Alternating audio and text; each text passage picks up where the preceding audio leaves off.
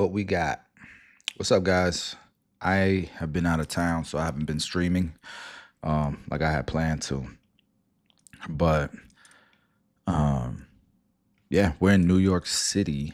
We've been here the past few days, and it's been really really nice. Man, we spent some time in New York, like in different spots, really cool, like bars and restaurants. We went to like a burlesque restaurant. I forget the name of it, but it was like Circus Soleil. Like it was that level of entertainment for a fraction of the cost and in a much more intimate, romantic setting. And the food was delicious, but the show was crazy. This girl was on a rope doing crazy stuff, flying in the air, and then the live band was amazing. The singer, dude could win American Idol. That's how good this dude was. And the band, the guy with the saxophone, like it was next level, man. New York City, and what I was telling my wife is the fact that we booked that in a whim. Like we didn't even have that planned. We were I think shopping or whatever. I think yeah, we were just shopping, and my wife's like, "What do you want to do for dinner?" And then we found that, booked it that night, showed up, and it was I don't know how we got a table, but we got one. It was amazing, man. New York City is special, bro. And then like we actually went bar hopping here. We never go bar hopping. And we went bar hopping here, and it was just really unique, cool lounges that felt safe, that were the good cocktails, not like, shitty drinks that'll give you a headache the next day. Like there's an artistry to it, like they bring in the best of the best. They bring in the best interior designers.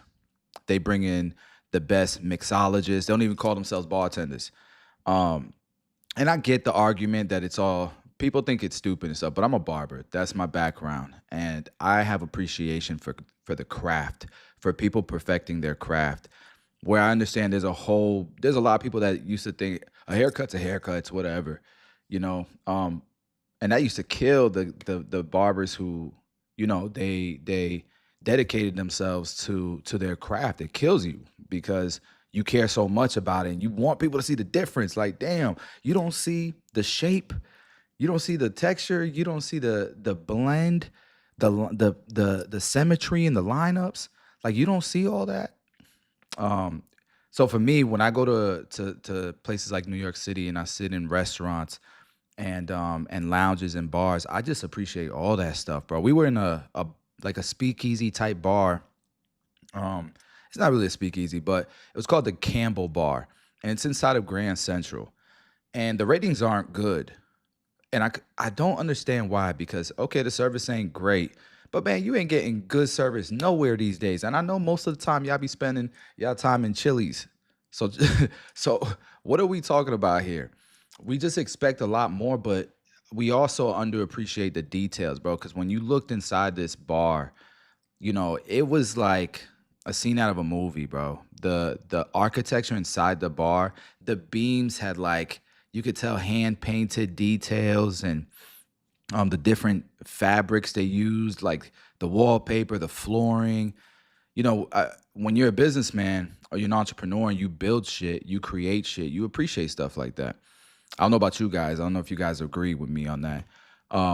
But you know, uh, it's there's just levels, man. And you see the bar and the lighting. They hire people just for the lighting to make it exactly the mood and the look that you're trying to achieve.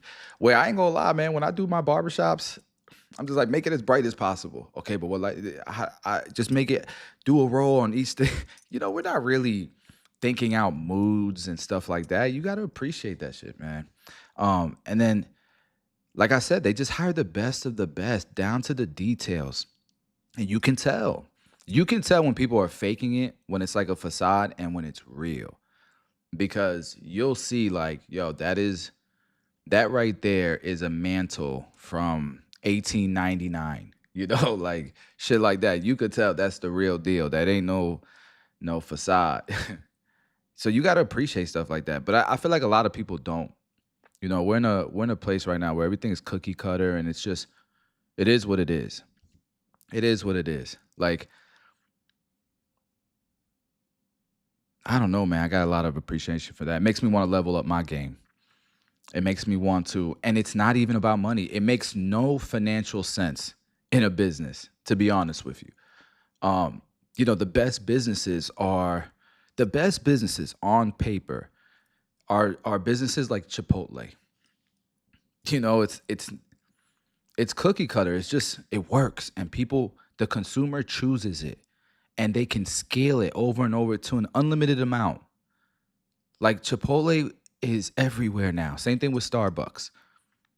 And all that money behind, a machine like that, you'll get hype, bro. You'll be able to hire the best influencers, the best of the best to market your product, and people are going to buy it, bro, because people are going to figure out how to make the market if you hire them, well enough. The product's got to be good as well, don't get me wrong, but um it makes no financial sense to do that level of work if you're trying to like build something huge.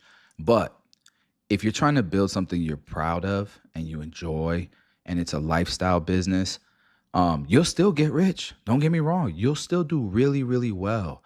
And it'll be something that serves, I feel like it'll be unique and special and it'll last forever. It'll be a staple in your community. That type of thing. Um, I want to do something like that, a project like that. I'm inspired by New York City because of it. So I don't know if y'all could feel me on that, but all right, let's get caught up with what's going on in this world because I've been traveling, like I said, having a good time with my wife.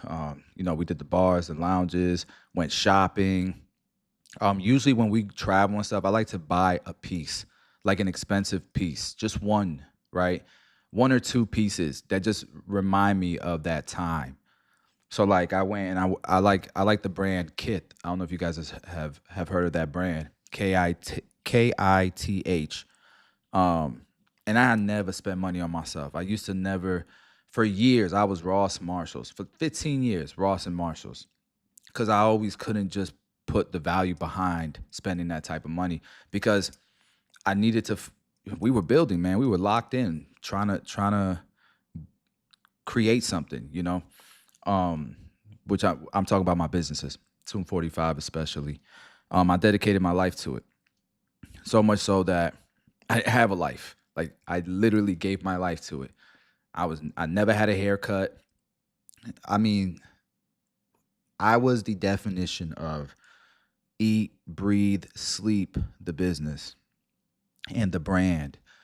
Um, that man, I ain't gonna lie, I felt like I was letting myself go, man. Never had a haircut. I still don't be getting cuts like I need to. Because I still do compromise, but just never took care of myself. It was awful. Um, so anyways, I go and I go to Kith and I buy a shirt, a really nice shirt, and that shit was like $400, right? Crazy money to me. And then I bought some shoes, and the shoes were like $400. I'm like, damn, I just spent a band on an outfit because I bought jeans too, and I bought the fitted. I'm like, damn, I just spent a band on this outfit just to go out tonight, just to feel good, just to splurge on myself. Like, instead of doing an expensive excursion, or upgrading the seat, the flight, my flight or whatever, um, we spend the money on that because it's fun. It's fun to go shopping with your wife, I feel like, and we're there shopping together and we're in the moment. And I'm actually caring about, the outfit she's putting on. I'm not just like, yeah, I like it if you like it. That's my go-to, you know. But when you're present, when you're there, guys, like you realize, damn, I should have been caring about this shit, bro. I didn't care about it for 15 years, bro. I probably should have been caring, this whole time. And like when I was really in the moment, I got like damn, I got shook, man, because I'm like, this is what I was missing out on. Like just seeing her reaction from me actually caring about whether or not I like the outfit and what would make it look nicer and like being involved. I'm looking for a white shirt and I actually go and I find the white shirt. I got you, babe. It's right there.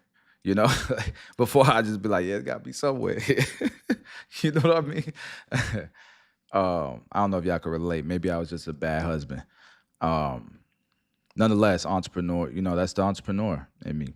Um, so, anyways, what I'm saying, I guess what I'm saying is, like, I actually saw, damn, her reaction, smiling. When she was asking me to take pictures of her, it wasn't just like, check it out. One of them's gonna be nice. I actually, Mona, move this way, put the light up. Like, I cared, and we just had a great. We've had a great weekend, a great couple of weeks. We really needed it. Um, and so my mentorship group that I run, I really was telling my guys, um, you know, don't make that the same mistake that I made for so long. You know what I'm saying? Like, if you're getting signs that and complaints that you're working too much and you're never in the moment, stuff like that, um, it's probably time to chill out, go do something.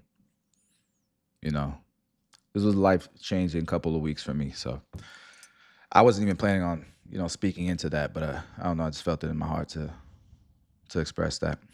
All right, let's actually get caught up with what's going on in this world. Massive power outages hit Spain and Portugal.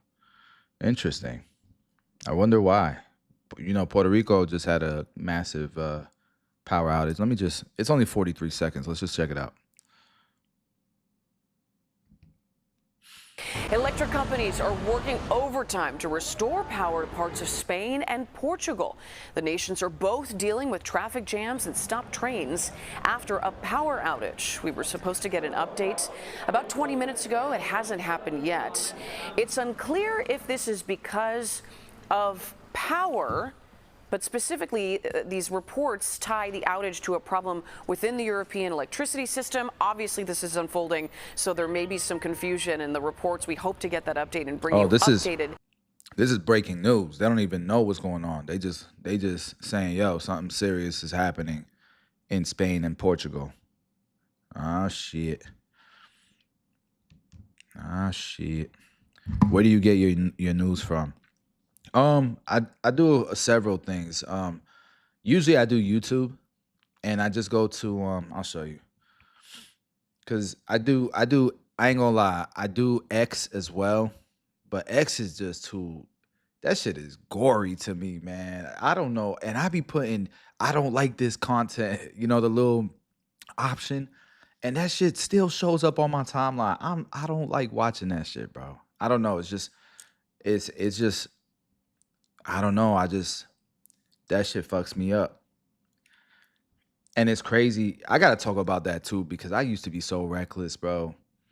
And now that I got shit to lose, now that I'm grateful for life, I am not. I be thinking about everything now, man. I crashed out so many times in my life, man. I'm lucky. God looked over me and I'm grateful. Thank you, God, because shit. Some of that shit on X humbles you. Maybe that's why it keeps showing me those clips. But anyways, I like getting my news from X, and I like going to. It's hard for me to know here because I usually use the app. Um, but on the app, it'll usually have like little bubbles that look like this, and I'll hit like news or live. So I like going to YouTube's live stuff as well. Oh, here he goes. Here you go. Here you go. So check it out. On the left hand side, you'll see there's news here. I like going here because man, YouTube is dope, man. It has top stories, sports, like, and you can go to different sections here. And I like business. I like technology. I like even entertainment and sports. All this shit. This is life, man. This is life. Sports is leadership and grit and perseverance, and entertainment is entertainment. We gotta laugh. We gotta feel emotional, and we gotta have a good time. We gotta mix it up. Business is business is entrepreneurship, and technology is innovators, engineering, cool shit, man. And then the world, what's going on in the world? Humble you and let you know what's going on, what's affecting your life from an outside perspective. Um, this is all dope, man. So, anyways, I go through here for stories, and then I'll go to live. Once I've caught up on my top news, I'll go in live, and I'll catch stuff like this that's actually happening. Breaking news, that type of shit. And then X, I'll check X as well. But X is, like I said, I try to steer clear. If I can't find shit on YouTube, then I try to steer clear. And I watch it all. I'll do CNN, I'll do Fox. I don't discriminate. I know there's biases. I'm not stupid. You're not stupid. We know that there's people who are extreme and they're really influenced by either or. Um, but I think the majority of people are pretty level headed, and that's what really shifts the dynamic of who goes into office, what kind of politicians. Like, it was obviously clear that most people are leaning right, like center. All the center people who can see no biases, like you might lean a little bit left where you used to be really left, right? And you used to be really right, and now you're starting to go, a little bit more to the center. Um,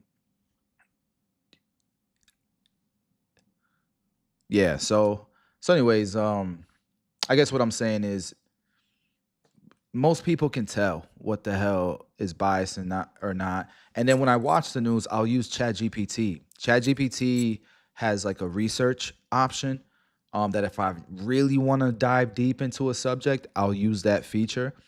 But most of the time, I just use regular Chat GPT, and I'll like fact check little things. I try to be as unbiased as possible. I try to seek truth as best as I can, and I know no matter what, you're gonna have some type of bias. I'm Christian, and those are my beliefs. Those are my core beliefs.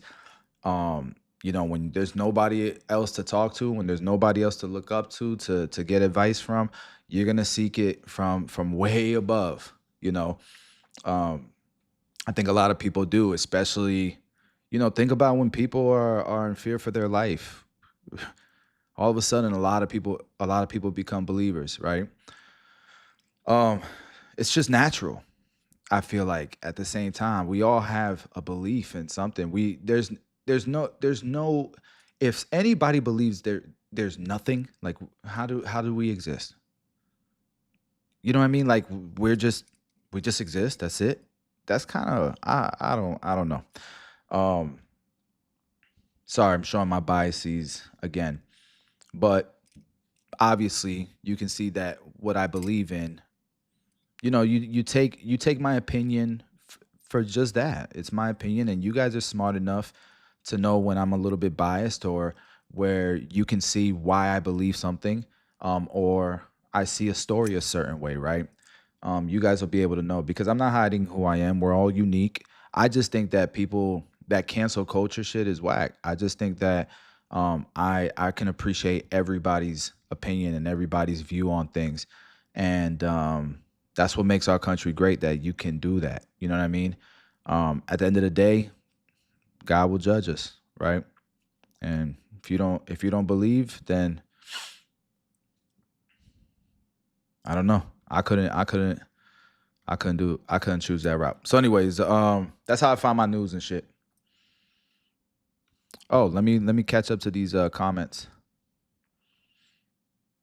We get you news? Yeah, I had to give up X because it's too much for me. Okay, cool. I'm not crazy then. I'm not crazy then. I ain't the only one.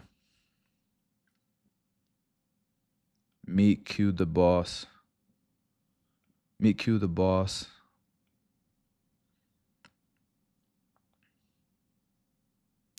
Thursday NYC. He's a big time influencer or well known barber in the city. Okay, cool. Damn, I gotta start checking that out. I typically use AP, but I've been on YouTube heavy lately. Get your opinion on it. All right, cool. Let's get back to what we were doing. And what is AP?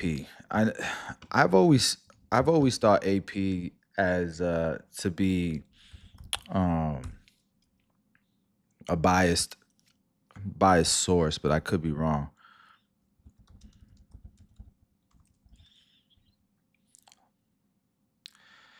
Associated Press News. It's the news service provided by the Associated Press, which is one of the oldest and most trusted news agencies in the world. Founded in 1846, AP is a nonprofit cooperative owned by its member newspapers, radio, and television stations in the United States. Key things about AP News: neutral reporting. They're known for sticking to factual, unbiased journalism. A lot of other outlets actually republish AP stories. Okay. Global coverage. They have reporters worldwide, so they cover international. Breaking news source. AP often breaks major stories before others because of their large network of journalists. Maybe I need to be on AP News. Maybe I'm slacking. Let me check it out. Thanks for telling me, waking my ass up. I'm old, man. I'm old school. I've lived on YouTube and I haven't switched it up much, you know.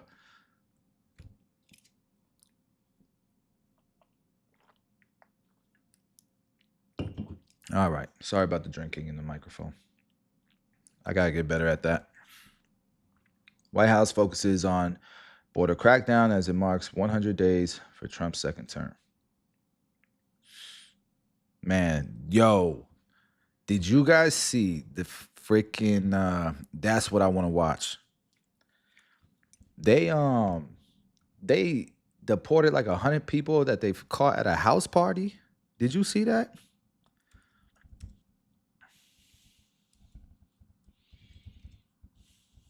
Some shit like that. Nah, that's not it. Man, where is it? I gotta find it.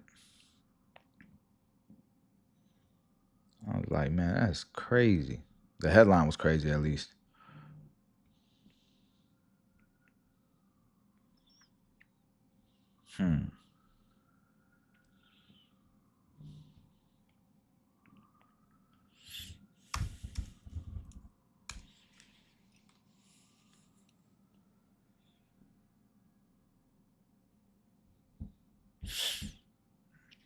Nah, I can't find it now. Of course. Oh yeah, right here, right here, right here, right here. That's crazy. Today, a major DEA operation at an underground nightclub in Colorado Springs leads to the arrest of more than 100 people who federal officials say entered the U.S. illegally. Officials say drug trafficking and prostitution were happening inside that club. Video from the DEA posted to their X page shows the moment when officers arrive and people from the club start to panic and flee. Fox 31's Aaliyah Sims has more on this story tonight. Aaliyah? Yeah, Kim, this has been a long-term investigation by the Drug Enforcement Administration and a number of federal partners. Now, federal officials did undercover work and they conducted surveillance for months to identify what was going on here. More than 300 law enforcement officers assisted in the operation led by the DEA Rocky Mountains Field Division. We seized quite a number of guns. And took a number of people into custody. As a result of this operation, is that Colorado Springs is waking up to a safer community today. DEA Rocky Mountain Field Division Special Agent in Charge Jonathan Pullen says significant. Listen, I know. Damn, I know it's illegal. I'm not sticking up for them, you know, if they're truly illegal. But it's sad though. It's still sad, man. You know, that could have been one of my family members, you know, like at the end of the day, I kind of lean in the middle with this because, you know, I just feel like if they're good people and they're paying taxes and, you know, there's some of these people are serving our community, You know, some of these people are important, and they didn't come here with obviously the legal route, which is fucked up. They cut in lines and shit, but I can't judge them either, man. I don't know what they're going through. I know a lot of people leave for certain reasons, you know, and it could be anything. It could be health. It could be they need health. They need medical help. It could be, man, it could be so many things, and they get desperate, right? So look, we all sin. We all break law. We've all broken some kind of law. Don't act like you haven't. We just ain't never been caught. Now this is a different level of breaking a law, so I get it. I get it.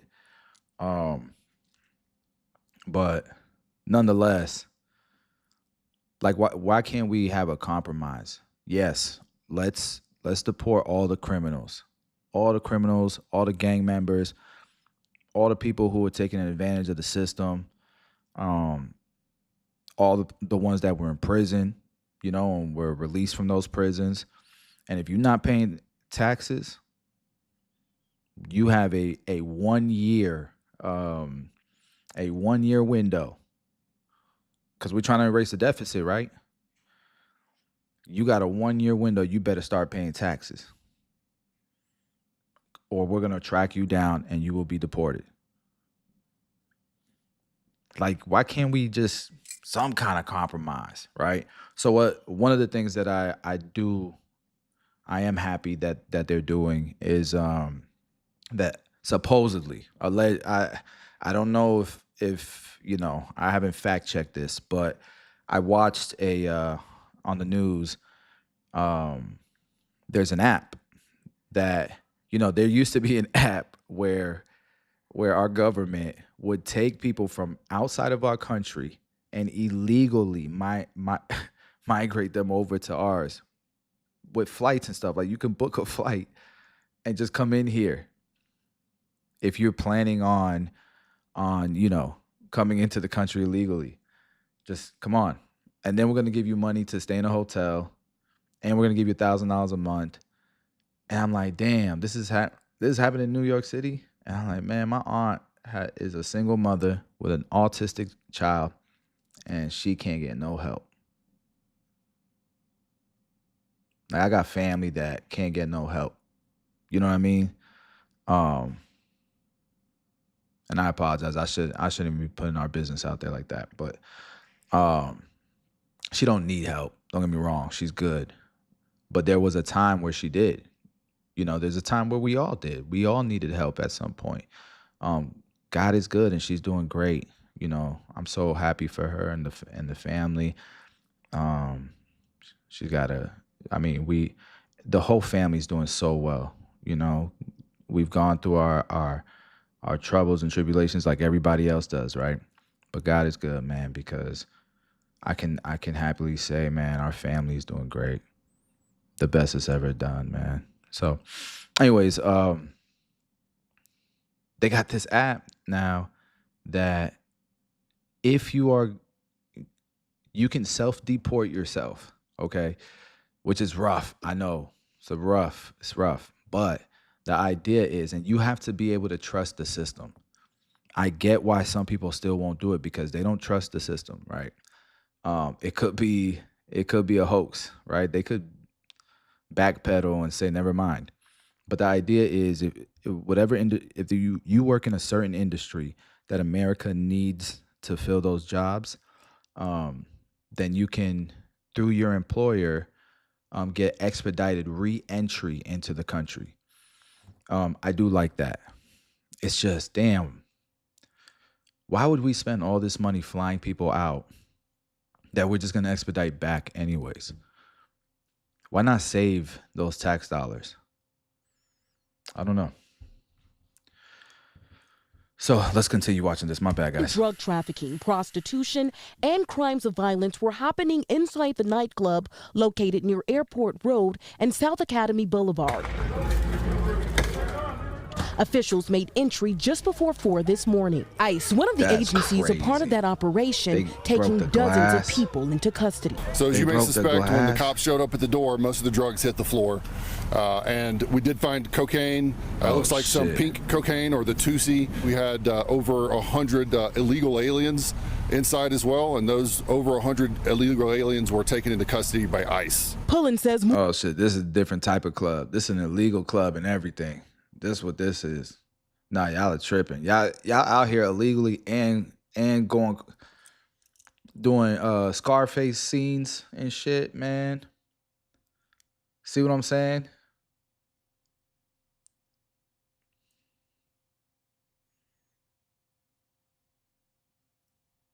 This is shit Trump be talking about right here. This is shit that he talks about.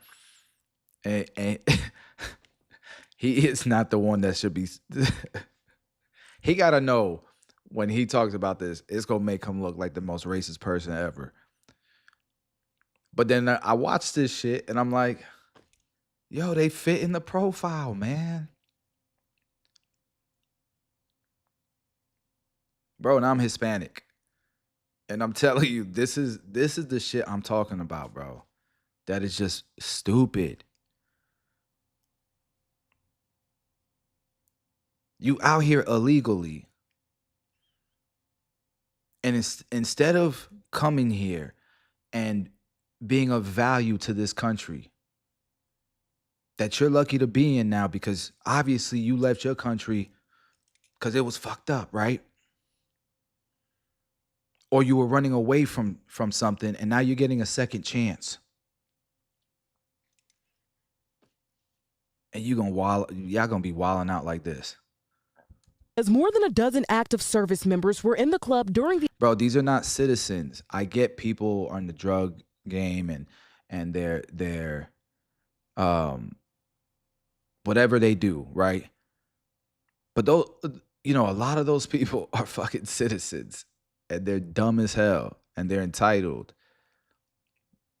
These are people who were born here and have all the opportunity as everybody else. And I don't care what nobody says, bro. I don't care what nobody says. You were born here. You won the lotto. And I know people say that America's racist. It sucks. It's this and this. Bro, the poorest people in this country are the richest people in the world.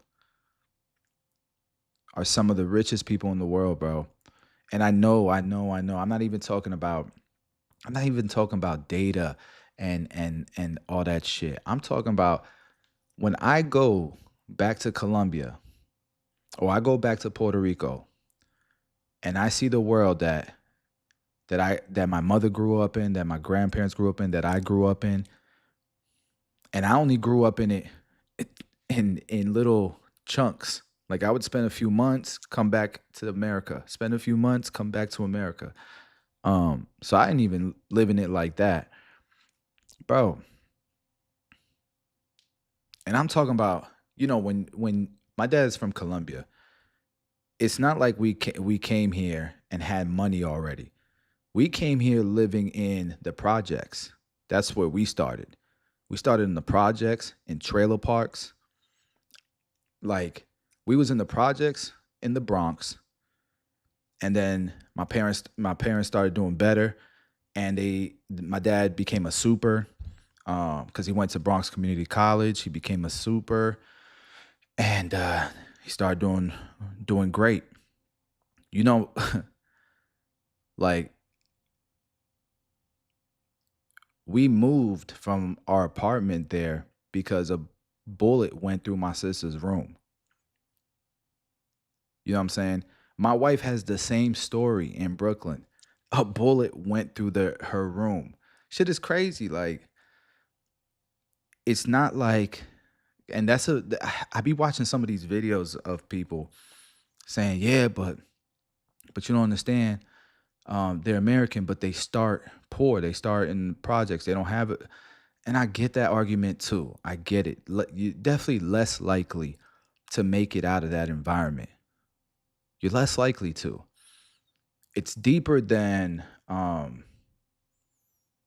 just, it's not, And it happens to every race, right? Whether you are white trailer park, whatever it is, right? Like it is a difficult place to start from and make it out of. You get left behind. And I used to be like, nah, man, anybody can make it. Anybody can make it. It just ain't true. You know, that was just the entrepreneur motivational videos in me. But it's deeper than that, bro. I do believe that anybody can do it. We just need um we need to call shit out for what it is. Like hip hop, a lot of that shit, a lot of that rap music that gets glorified, that the damn politicians be putting on stage, it's wild to me, bro. It makes me kind of sad. Like I get it's entertaining. It's entertaining, I get it.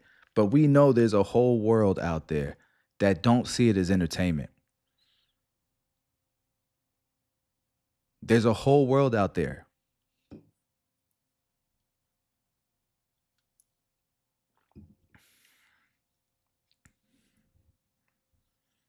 Shit, I love man, I listen to drill music. I listen to all that shit. That shit is I see the entertainment, but that shit's fucked up. It's real. And we act like it's not a problem. I don't know, you know, and I say the same shit for like that crazy music where motherfuckers become school shooters listening to that shit. That shit's rough too. I say the same thing for that. You know. During the operation, Sorry. and they were involved in some of the crimes, either as patrons or working as armed security. Yeah, it's obviously concerning to have active duty military involved. We're working with our partners at Army CID on that piece. Obviously, where we are here in the Springs, there's a lot of military bases here, so it's not necessarily surprising, but we're going to take that very seriously. Federal officials say the nightclub was frequented by Trinidad Aragua, MS-13, and Hell's Angels, but they could not confirm if any members were involved in the arrest. The message is we're not going to stand for this criminality in our city.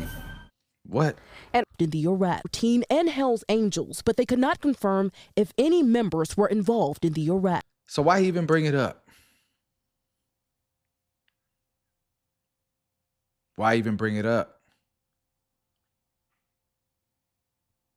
Because this is what they want. This is what they want. They want the viewer to say, oh, that means those illegal immigrants were all gang members, you know? Yeah, good job, guys.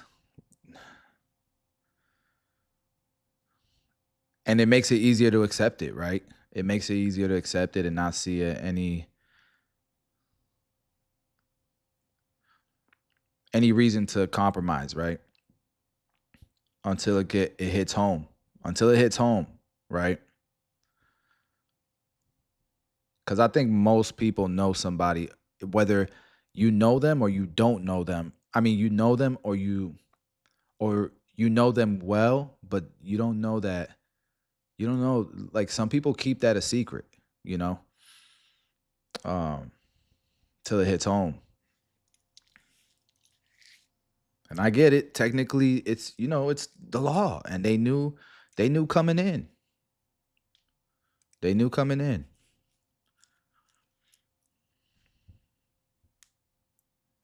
But then there's like some unique cases as well, right? There's cases where, you know, it's a child and the parent, and the child's born there. He's 3 years old, 4 years old now. Now you're gonna deport his parents. You can deport the child too,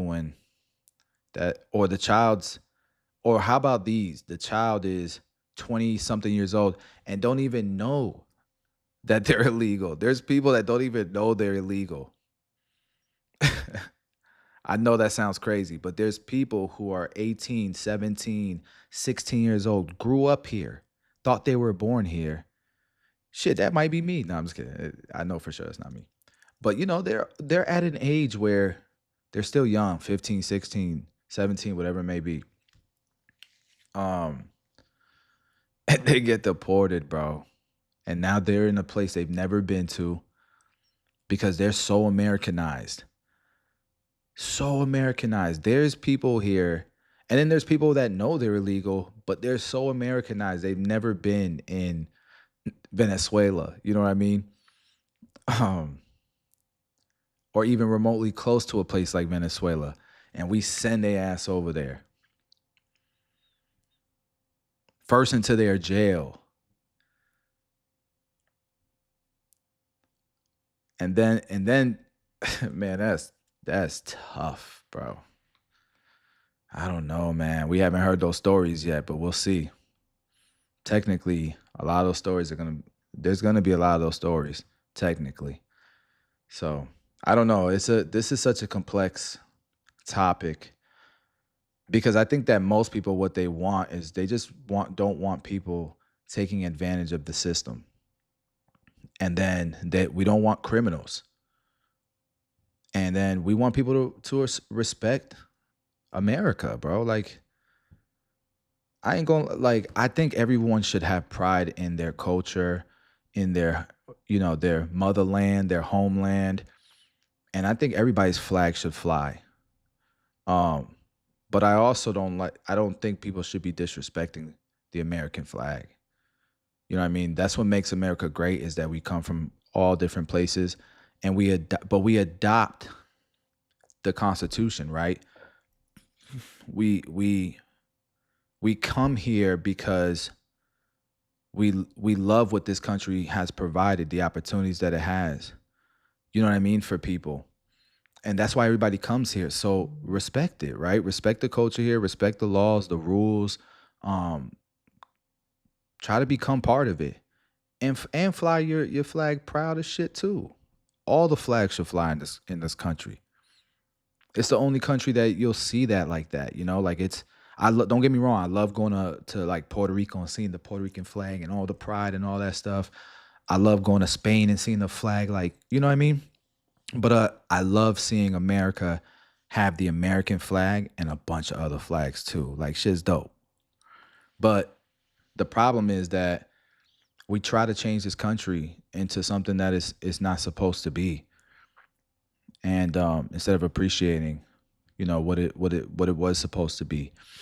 I think a lot of people don't even know the laws and shit. Like a lot of people that I know, bro, they don't even believe in voting. It's a waste of time. Their vote don't count. Like, but then you ask them, if they know how laws are passed, if they know who their mayor is, their governor is. Most of them don't, man. So how you gonna tell me? How you gonna make a real observation and form an opinion that your vote don't matter and you don't know shit about the system? Don't know about taxes. Don't know about the banking system, the economy. Don't follow the news, nothing. And this is the shit that affects your kids. Every single person I know loves their children, loves their spouses, loves their grandchildren, loves their mother, their father, every single one of them. And we all go through struggles based on what's happening in this world. The price of eggs, the price of gas, property taxes has been insane. Insurance, car insurance in Florida has been insane. Home insurance in Florida has been crazy. Guys, I wish you understood, how the whole system, is so important here. So people gotta like buy into it, man, and understand the rules of the game so that we can know, where compromise should be. Because there's no compromise anymore. It's either this or that. It's either this or that or nothing. We fighting. Rest. Like, The message crazy. is we're not going to stand for this criminality in our city. And earlier this year, the DEA raided what they called a makeshift nightclub in Adams County. At that time, more than 40 people who they say were in the country illegally were arrested. Reporting live here in studio, Aaliyah Sims, Fox 31. Do you ever watch Body Cam? Local and federal authorities team up to make. Yeah, I do. I do be watching that. Especially when there's like a big, like when there's a headline, like it's a big story. I'll go watch the I'll go watch that shit for sure.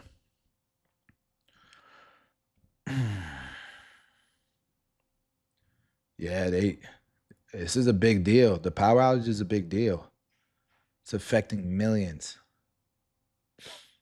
This is crazy. What the hell happened? Guys, has this ever happened? Like, I understand these countries are way smaller. You know, they're like Texas, you know what I mean? But imagine if has that happened, the entire state of Texas, power outage? I think it happened in California, right? I think it happened in California, actually. Now that I think about it. Yeah, maybe. Let me double check.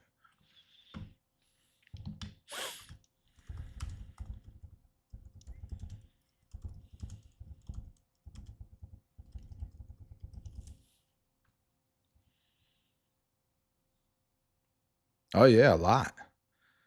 Yeah, look at this. Okay. So apparently, 2000, 2001, yeah, the wildfire power shutoffs, yeah, quite a bit. Now, this is two countries. This is two countries. You know, this is Portugal and Spain. It's interesting. And there's no like, it's springtime, right? Almost summertime over there. It's nice weather over there. Maybe they didn't say anything about fires. What do you guys think it could be? The power outages in Portugal.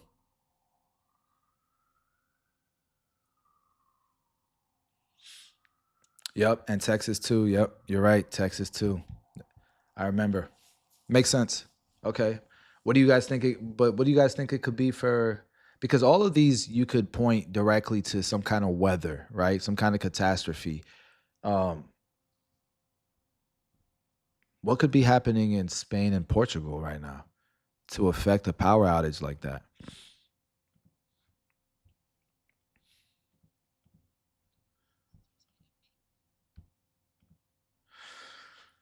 Oh, man.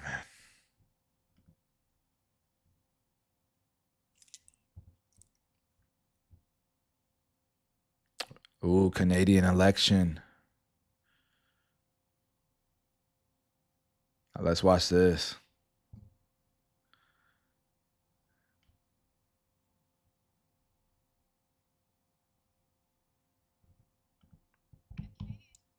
Today to elect their members of parliament.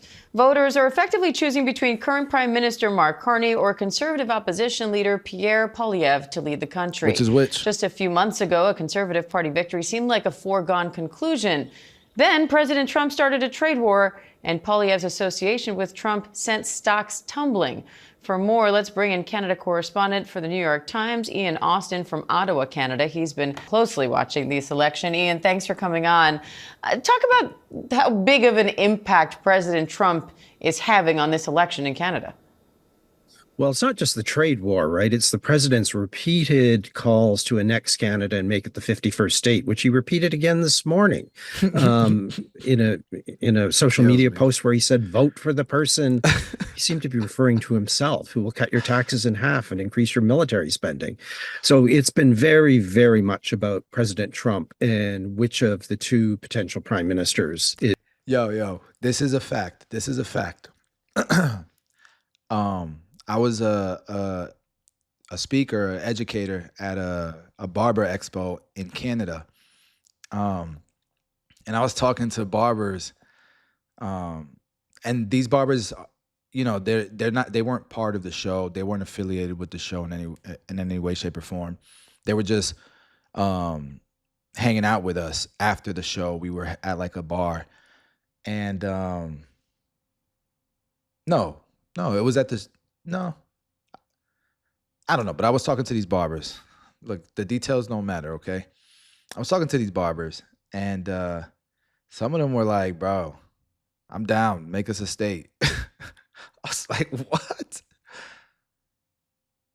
And there is a conservative group in Canada, and there is a group that feels like the taxes are too high. The welfare system is not working. that the hospitals aren't great. The waiting and the quality of the medical system out there isn't what it's all bigged up to be in their eyes. But then I've spoken to Canadians that love it and they see the glass half full, right? But a lot of these guys are like, man, I'd rather just pay. I'd rather just pay for how much is it? What's health insurance? What's the cost? Like co-pays, all this? Yeah, that's expensive, but I don't know, man. So I don't know the details. I do think they pay more in taxes. And this is my opinion. I'm not an accountant. I'm not a CPA. I own an accounting firm. And I built I've barely done anything. But my team, they built an amazing team, and they are accountants. And just watching them, I respect what they do so much more than when I was just a businessman thinking about taxes and stuff. Like, they work their asses off. The bookkeepers, everybody there. We have a budgeting coach. They go crazy for each other. A customer care, like success, like somebody who follows up and makes sure everybody's happy type of person, like full time, just doing that. They're awesome, and I respect what they do so much. Like when it's tax season, it's stressful as shit over there. I'm like, man, let me leave them alone. I don't want for the next 3 months. We just gonna let them do their thing, because it's accounting is no joke. Accounting is no joke. But just from my perspective, and you weight that however you value it, right? Coming from me, I just think Canada's taxes, they are a lot higher. And then when you look at their currency and the value of their currency, and the affordability of real estate. Real estate's not affordable out there, especially places like Toronto. Oh my gosh, it's insane. And affordability is not good over there. I would say it's more difficult to build a thriving business in Canada. I would say that. I would dare to say it. And I think a lot of the people that wear that hat, they are leaning towards more of what Donald Trump is on. You know what I mean? And so when they see somebody getting backed by Donald Trump, that might steer votes, but it might also steer votes away, because there are a lot of more liberal type of voters, you know what I mean, out there. So I don't know. I'm not sure. But it was just interesting because I've always thought Canada was very liberal, like crazy liberal. But no, there's a mix. And I would also think that even if you were more conservative, just Trump saying, we want y'all to be the 51st state, it's like, it's disrespectful, man. Like, come on, at the same time, you got to be patriotic. No. And I'm not saying that they're not. I'm not saying that they're not, but I don't know. Maybe I ain't in their shoes either. So maybe they just sick of it, because I ain't in their shoes. I might, if the United States loses its identity and veers off the Constitution too much, and it loses itself, then sometimes you gotta. It ain't that country, unfortunately. What that flag represents ain't what it is. So I don't know. I get all the angles. Is the best person to deal with the president in the aftermath of his trade war, which is tend to be really devastating loyal, for much of Canada's economy. And if you could put this into more context, because Liberals were down nearly 30 points in some polls. Now they're expected to win. Have you ever seen a comeback like this in Canadian politics? No, No. Ever wait, seen it liberals come? are- Liberals were down nearly 30 points in some polls. Now they're expected to win. Have you ever seen a comeback like this in Canadian? Hey, them Canadians might just be patriotic. It might not even be um about their policies now. It might just be about being a patriot. And I don't even know if that makes sense. I think patriotic means you're for your country or whatever, but that might just be an American thing. Let me fix this before people call me stupid. Listen, man, I'm not the smartest, crayon in the box, and I admit that.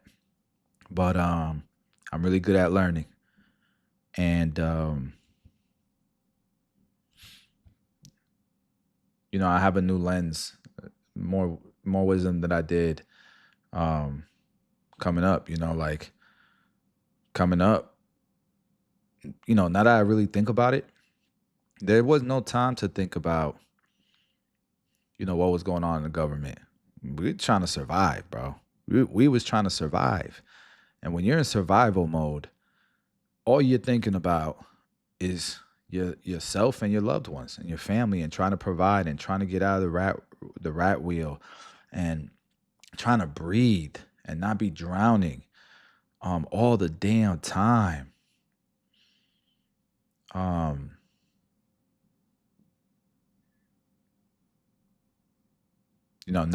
when you can breathe and you can look around and you can live a little, you can pay attention to these new to these things that you just couldn't see. Now I see it. And yeah, it's just interesting that there's so much I don't know still in this world. And I know a lot about cutting hair. I know a lot about, business, about marketing, paid ads, like meta ads. Like I'm very useful as an entrepreneur. I think I'd like to say I'm a really good father and a really good husband. And I'm in my journey with faith and God and all that. And politics, yeah, is new to me. Macroeconomics, even. I'm a businessman, but yeah, macroeconomics I never paid much attention to. I don't even like calling myself a businessman. I'm an entrepreneur. Danny's a businessman.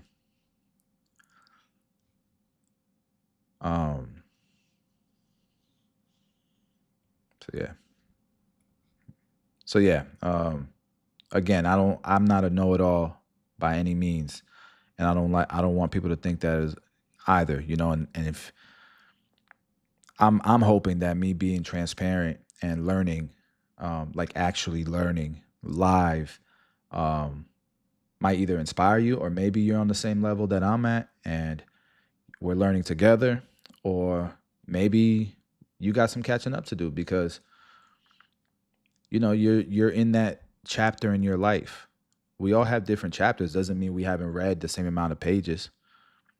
You know what I mean? Like, I don't know shit about grilling. I can't fish. I can't fucking do shit. Excuse my language. Nah, I mean, like, look, I grew up in construction, painting houses, pressure washing, mowing lawns, push mowing lawns. I did the tire changing, all that shit. And I guess it's good to know. But I think it's more important to be able to problem solve, because then you can figure anything out. Learning how to learn is the most important skill set that I could give my children. And so if I was to get hit by a bus tomorrow, I hope that they see that their father was always learning.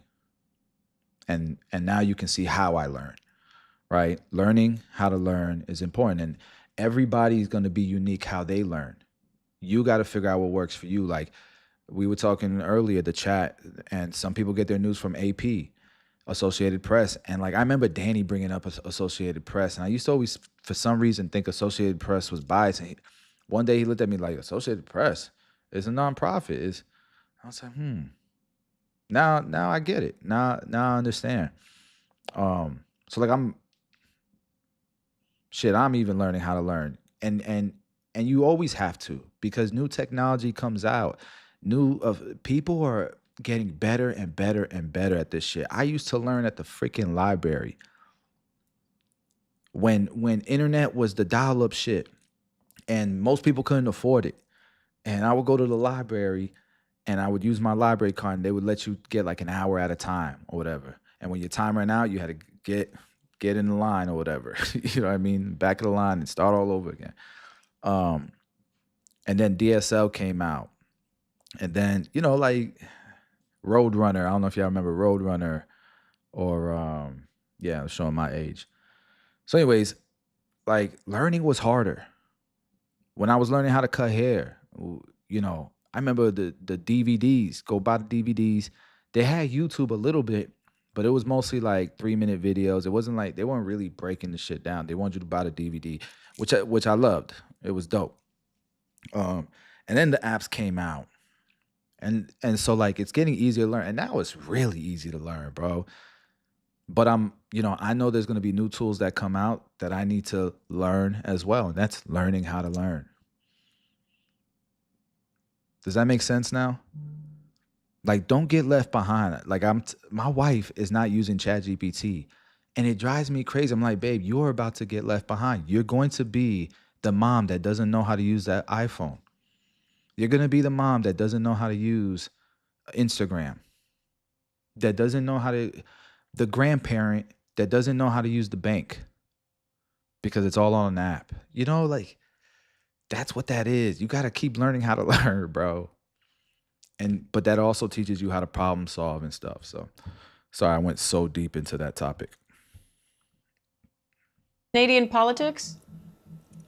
No. It'll be an extraordinary thing, and it's doubly extraordinary because Mark Carney, who replaced Justin Trudeau as the leader of the Liberals and Prime Minister, is a complete political neophyte. Today will be the first time, assuming he's elected as a member of Parliament, that he's ever been elected to anything or run for anything. So it's an extraordinary turnaround. He's up against a man in Pierre Poilievre, who's been a lifelong politician, however, and that many people seen has been his secret weapon. Mr. Carney was the governor of the Bank of Canada, the governor of the Bank of England, and he was the chairman of some large financial services company and once worked at Goldman Sachs.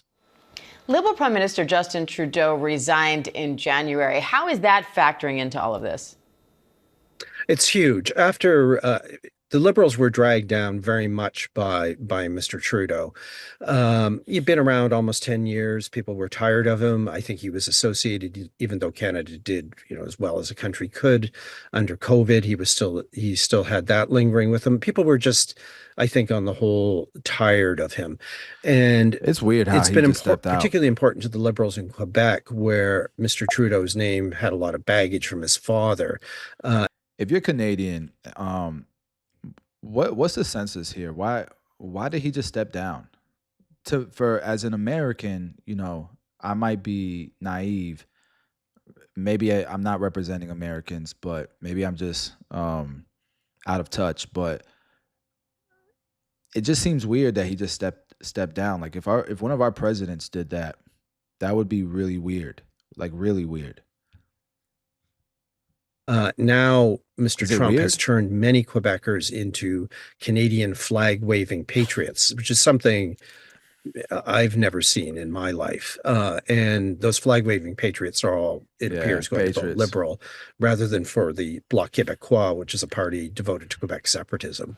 But no, I don't think so, because how can that be true if at one point that party was up 30%?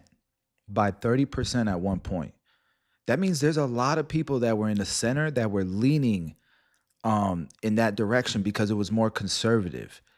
But as soon as Trump started playing around with this whole 51st state and started making that connection between him and the opposing party that was up 30%, it completely shifted. And now the Liberals are supposed to win. So how could you say most people are liberal. No, I think most people are actually center. They're level-headed. A lot of people. There's a huge chunk that are level-headed. And maybe it's not most people. Maybe it's a third of people. I do believe there's a third that are like just conservative. There's a third that's just, what it is, and the center is what it is, right? But yeah, the math ain't math in there, brother. So what would a In liberal my victory opinion. Maybe I'm mean for wrong. Canada's relationship with the United States and the Trump White House? Well, that's a huge question, right? I mean, how does anybody deal with Donald Trump? I mean, we saw Yeah, it is weird, with huh? Mexico's new president, Claudia Sheinbaum, that she took a sort of approach where she placated him, humored him. And where did Mexico end up? Well, pretty much the same place as Canada in terms of tariffs. So I'm not sure there's any, there's any real way for other nations to deal with Mr. Trump that's a guaranteed success. Both leaders, talk a hard line, say that, Canada's sovereignty is not negotiable. So, we'll see. Yeah. It's very difficult to read. So both of them are saying they're not connected. And they believe in their sovereignty and all that. But it's got to be that the media in Canada, and maybe I'm wrong here. My Canadians, you guys tell me if I'm wrong here. But my guess is that the media is using Trump talking about the 51st state and Trump also endorsing that other guy who used to be up 30%. For lack of better description, I'm gonna call it, the conservatives. Okay.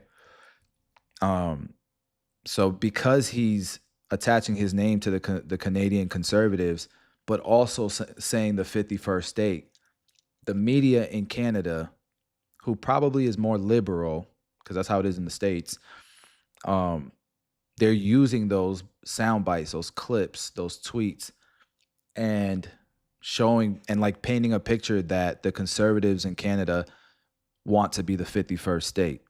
And so you're getting a lot of people in the center who are much more patriotic than they are leaning, right? They're buying it. They're buying it, even though the conservatives say they are not okay with the 51st state. They are all for sovereignty. It doesn't matter. The media is winning. Is that a good assessment, or am I crazy?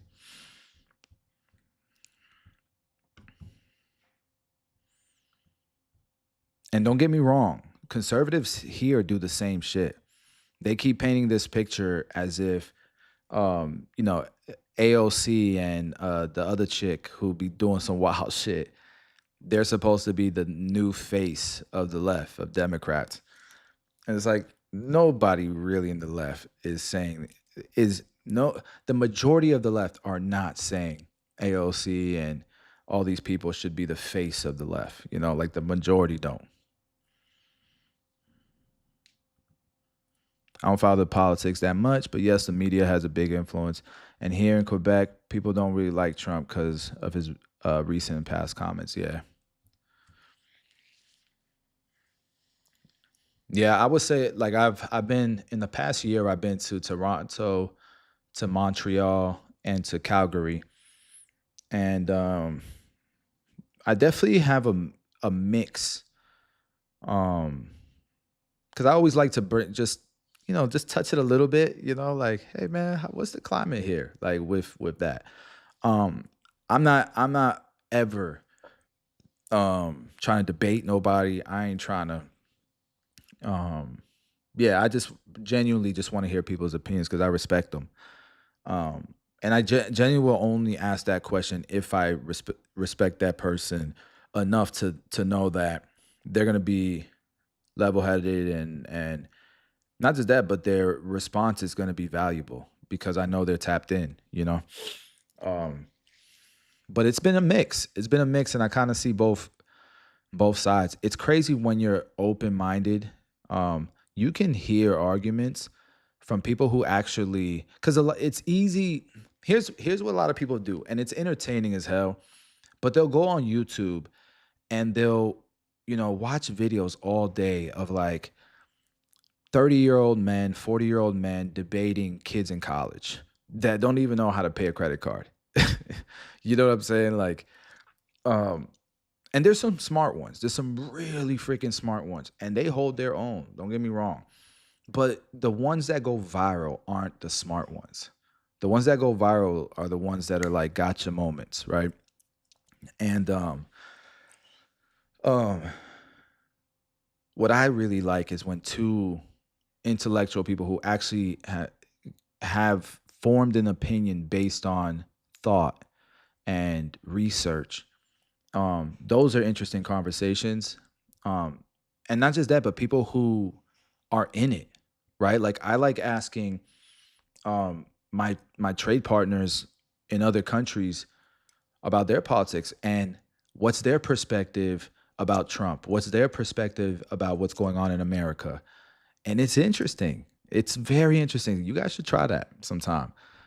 If you have friends and family or business associates from a different country, it will open your mind and see beyond what you see in the media. Um, so just something to think about.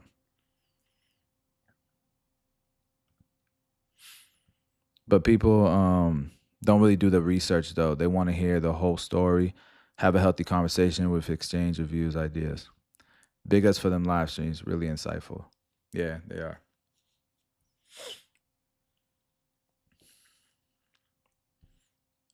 Yeah, so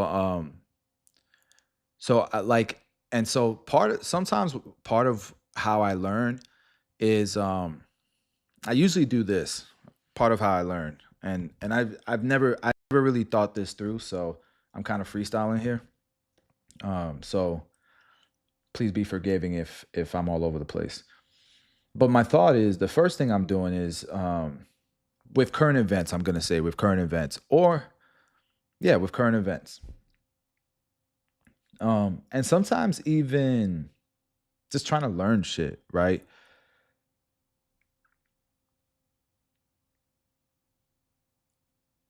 So typically I'll see like a headline, right? What is wrong with my pen?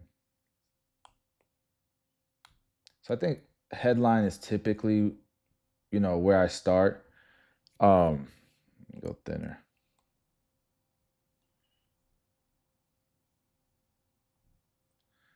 Um, bro, what's there's like something on my screen. All right, there we go. And that headline, it'll pique my interest. And what I think the best thing, I feel like to keep learning and be on top of things is to be consistent with this stuff, because everything kind of builds on itself, and you really do get smarter because everything's so cyclical in everything, right? So like as now that I'm investing a lot more than I ever did, I make a lot of decisions when I'm investing or I'm doing business, um, or even vacationing, stuff like that, by what's going on in the world. And so this stuff really does add up and it does affect your life. So I'll start with headlines. And like I was telling you guys, I'll do like YouTube. And now I will do AP. I try to very minimal. I'm gonna put minimal because it's just too much sometimes. Um, and this is where I'll start. And if there's something that's actually good, like the other day we were doing SMRs. I forget the definition, but pretty much they're micro nuclear reactors, uh, plants, right?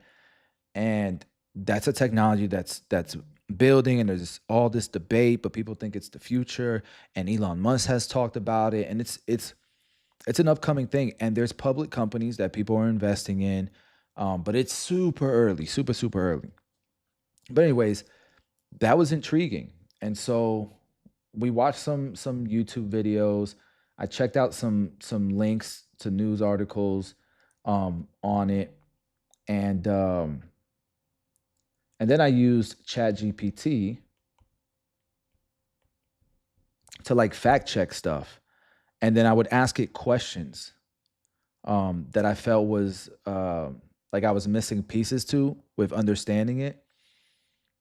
So it might be, for example, um, what's the difference between the mining sector in this industry and the hardware sector in this industry? And it would point it out, and who are some manufacturers, and then it'll tell me like Westinghouse is one, and I'm like, yo, I see Westinghouse all the time. What is Westinghouse? I didn't even know what it was. It's not a public company; it's private. Um, but there are ETFs where you can get exposure to them.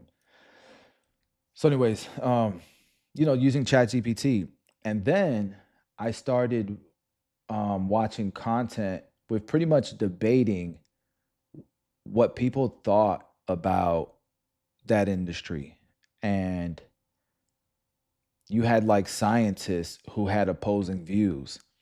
So you had like scientists who have opposing views, investors who have opposing views, and they're debating about it.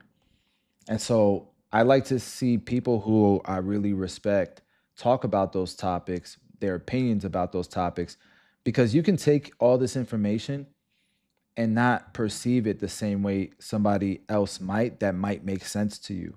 And so then when you continue to look at new content on this topic, because now your timeline is going to be full of a lot of this stuff.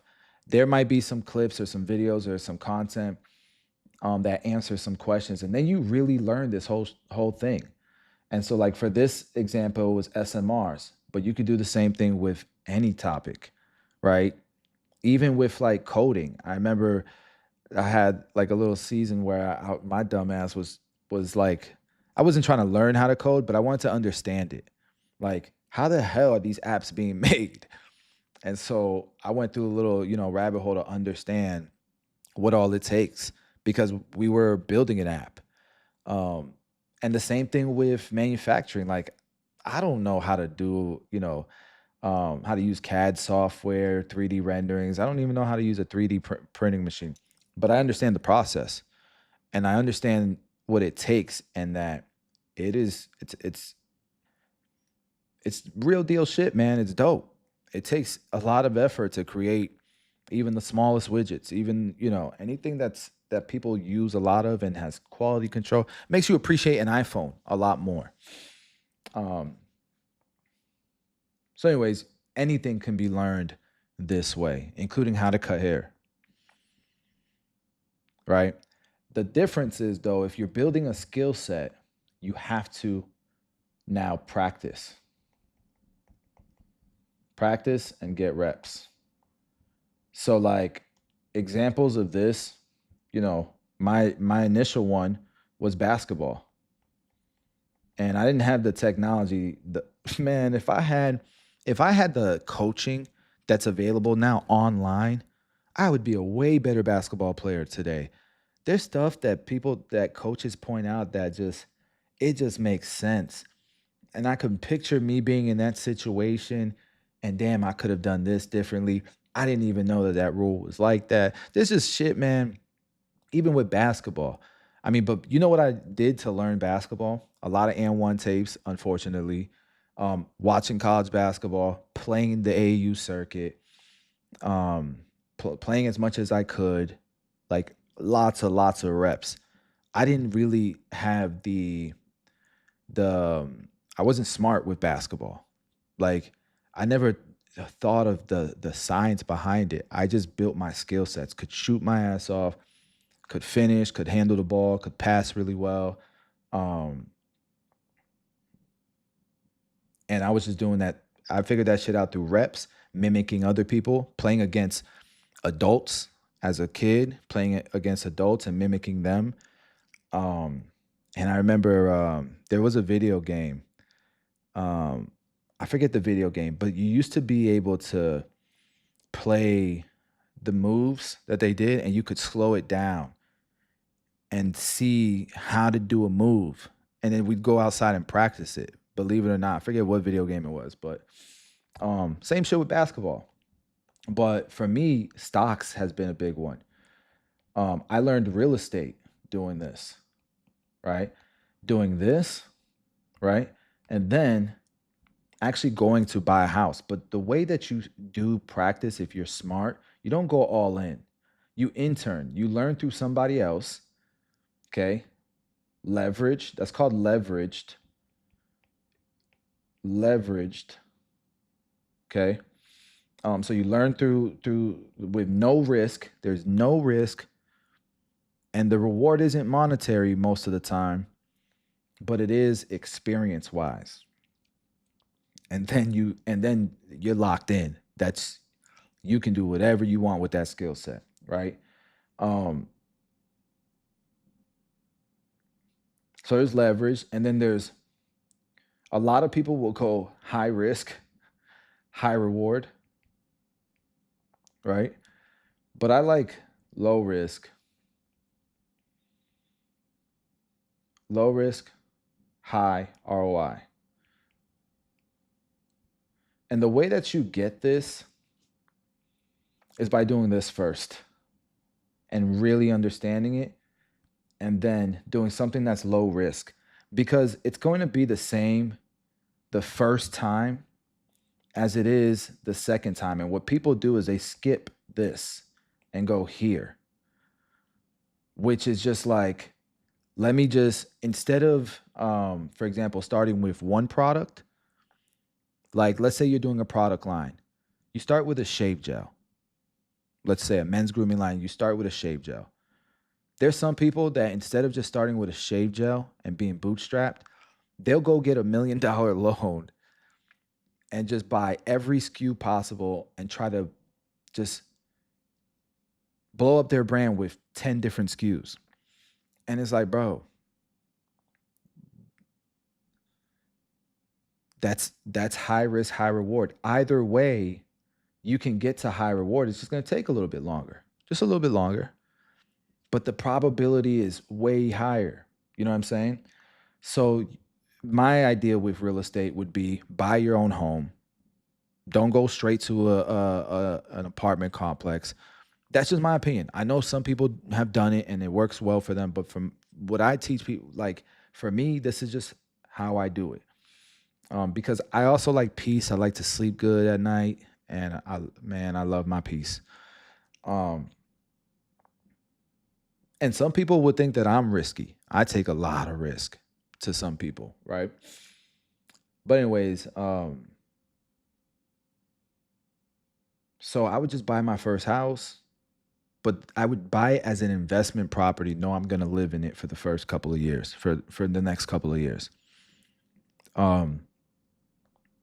Gives me time to fix it up if it needs to be fixed. Gives it time to appreciate just in case. And maybe it won't. Not saying it will. But it just gives it time for the probability of it being successful to work out with no pressure, with no rush. You got to rent something anyways. Might as well be your mortgage. If you live in it for 2 years, you can, and you want to sell it, capital gains is tax free. But I wouldn't sell it. I would just rent it out if it cash flows. If it doesn't, then it doesn't, right? You got to but it should, if you've done your due diligence, right? If you've done your due diligence, it should. Oh shit, what's up, Reginald? Thank you, man. Appreciate the super chat. Off topic, I've been cutting hair since I was 18, 19, 31 now. Just cutting friends and family's hair, which mainly has coarse and curly hair. What tips would you give cutting straight hair, not a professional barber? If you're not gonna be a professional barber, I would say learn clipper over comb. Watch a lot of clipper over comb videos, and then I would learn shape. So just learn how the hair lays, longer length, stuff like that. And then for guys, definitely like a lot of young guys, a lot of the kids, they want the freaking textured top and stuff. Learn how to texture and how to cut the fringe area. But just clipper over comb and learning shape, that'll take you a long way, bro. Take you a long way. Because if you know how the hair is gonna lay, how it's gonna fall, it's geometry.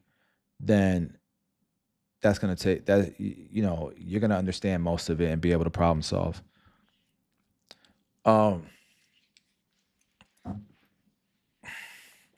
And then if you really want to learn it because you like learning it, I would spend the money for Josh OP's online course. I don't make no money from this.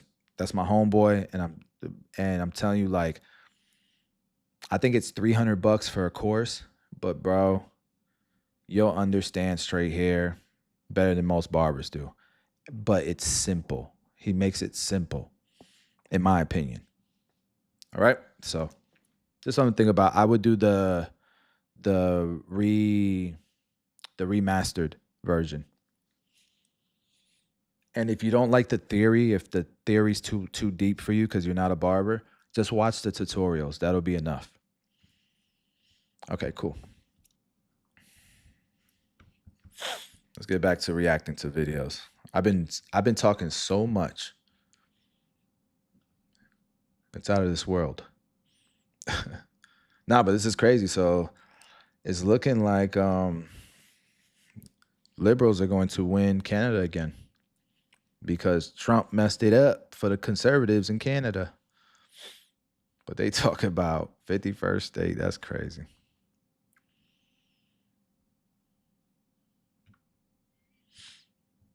All right, let's catch up. What's going on with sports with the playoff, bro? About the Sanders, man. So we watched that, something on the Sanders. How y'all feel about it?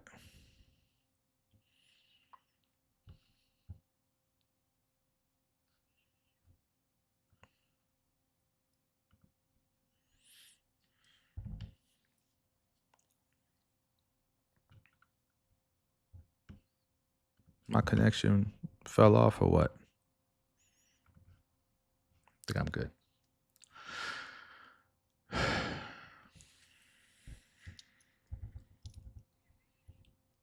Bro, the prank call. I think my son told me about it, and I thought he was lying. I thought it was a fluke. Like, man, y'all think that's true? All right, whose perspective should I watch on what happened in this draft? Colin Cowherd? Stephen A? Stephen A is going to be biased.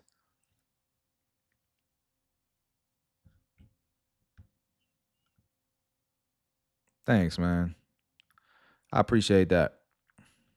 Man, Lakers are killing me, bro. Lakers are killing me. I love what AD's doing. But I ain't gonna lie. And I ain't no Glazer, bro. But I like to see greatness, bro. I want LeBron to go further, man. I want to see him get another ring, to be honest.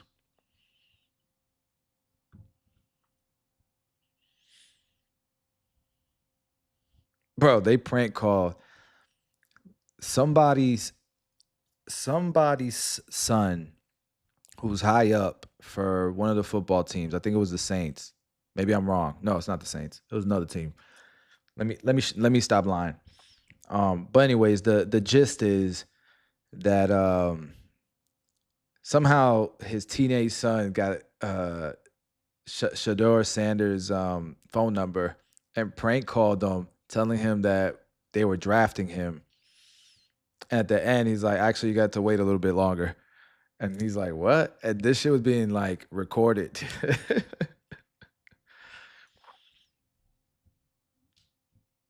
And yeah, so that was crazy. It was messed up, man. It was messed up. Because like he's already got to be pissed Bro, he was there was a few mock drafts that had him going number 1. And then he started sliding. But nobody thought he wasn't getting out the first round until like that same week rumors started to spread and people started talking about he might not be in the first round. And this man fell to what, the 5th round? So he's already pissed. You know, this is supposed to be the biggest day of his life. And this freaking kid, bro, this kid, little selfish ass to go for a clip. You know what I mean? For a clip. Now, don't get me wrong, it's funny, but it sucks. Sucks. But he'll be all right, man. He'll be all right. I think this is, you know, if he prevails like I think he can, even though maybe he needed this humility pie. Maybe he needed this humility pie. I'm not gonna lie. Because maybe this is what he needed to fuel him coming back and being a steal in the draft. You know, they bring up even though he was at the end of the first round, they bring up you know, the Baltimore quarterback. But Shador could come out and be more likable. Still do his thing, you know, like, don't get me wrong. I think most people like the family bond, like the story, like how they're a unit, like how they move. And when you're boisterous, when you're loud about it, you're gonna slip up sometimes and piss some people off. I think the mindset is right. They want to go to the best city. But you can't be telling everybody that. You can't be literally telling people he's picking what team he's going to. At the end of the day, bro, these are billionaires that own these teams. These are people who not just that, but these are people who make the league possible. And these young men are getting paid a lot of freaking money. It's not like they're being taken advantage of, like, you know, 30, 40 years ago. Not that long ago, I felt like they was getting taken advantage of. You know, you had NFL players that were struggling with mental illness and all this shit. So, but at the end of the day, you know, these are people that are paying real big bags.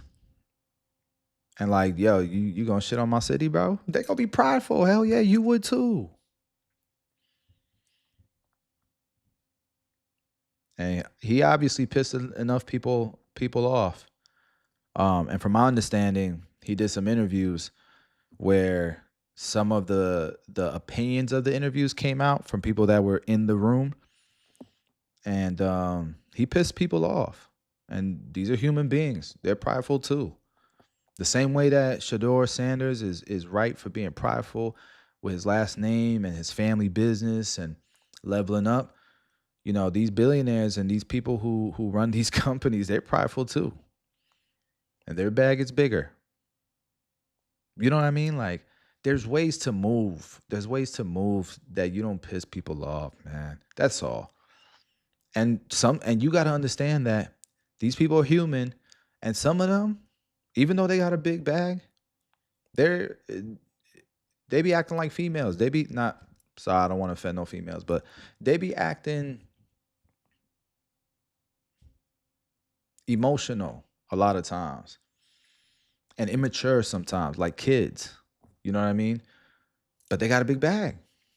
But you know, like sometimes we think billionaires are like way smarter than us, you know, and a lot of them are. Don't get me wrong. But there's way smarter in a lot of, you know, you can be really smart, a genius at music, and don't know shit about cooking, right? Right? And I know that's an extreme example, but I'm just using that extreme example to show there's definitely some of that going on in some way, shape, or form, right? All right, let me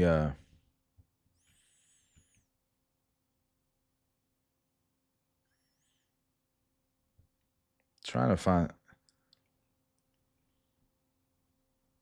I do, man. I hope Travis Hunter kills it. But from my understanding, Travis Hunter, I think here's the difference, because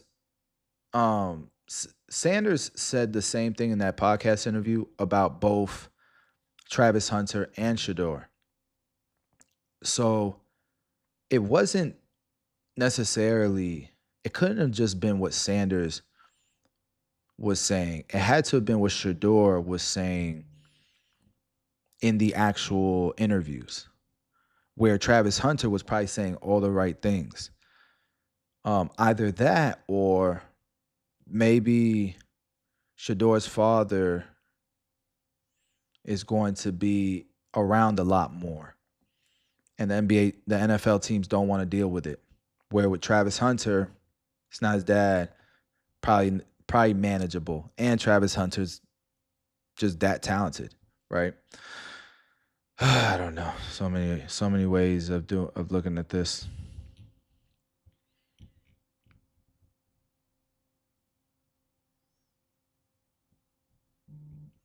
I'm trying to watch something that's not biased, but they're all going to be biased, right? I guess I'll watch Colin Cowherd, but I want something recent. All right, this is 2 hours ago. Let's watch this. I've been saying this for about a decade. You never get lied to more in our business than a month before the NFL draft. I've said that 100 times. You get so much misinformation fed to you, ask Mel Kiper, a month before the NFL draft. So a lot of stories, we start with this, as Shador Sanders was sliding, suddenly stories started to pop out from Jacina Anderson, Todd McShay, Jonathan Jones, NFL insider for CBS, stuff that wasn't out there as much pre-draft. I mean, we knew that legendary draft room. We could see that was a bit cringe. But when people were starting to explain, well, what happened? Well, stories started coming out that he sandbagged certain interviews or was brash. Yeah, Bruce Feldman wrote an article that I read. He not only didn't compete at the Senior Bowl or NFL Scouting Combine, a former NFL quarterback coach Feldman spoke with Sunday Morning said, not surprising. The intel I was getting on Sanders was shocking. He had no self-awareness. So why did he drop? Am I surprised? Shocked, actually. I would have taken him if I was the Steelers. But between his dad, Dion, who has many friends in the media, saying during the Super Bowl on multiple interviews, we will dictate terms. We will not play for certain teams. And then between Sanders, Shador sandbagging interviews, that probably explains it. So I'll tell you, after this show Friday before round 2, I talked to 2 different times an executive in the league asking questions. What do you think he'll go? And this executive said to me, he said, if he doesn't go in the first 6 to 8 picks at the top of the second round, then people view him as a backup. And I'll quote it here. I'm not sure how many teams want that circus in the building as a backup. Remember Tim Tebow, celebrity backup, a mess in New York. Bill Belichick made a decision once Mac Jones beat him out in New England. Remember? They let... Guys, real talk. Maybe I'm wrong here. No, I know I don't know what the hell I'm talking about. But it's just... maybe it's a thought-provoking question, or maybe it's a nothing burger. But for those of you guys who are more informed than I am on this topic, is it wrong to believe that Shador, even though he's very talented, he's not Travis Hunter. He's not. It's a lot of marketing and a lot of hype.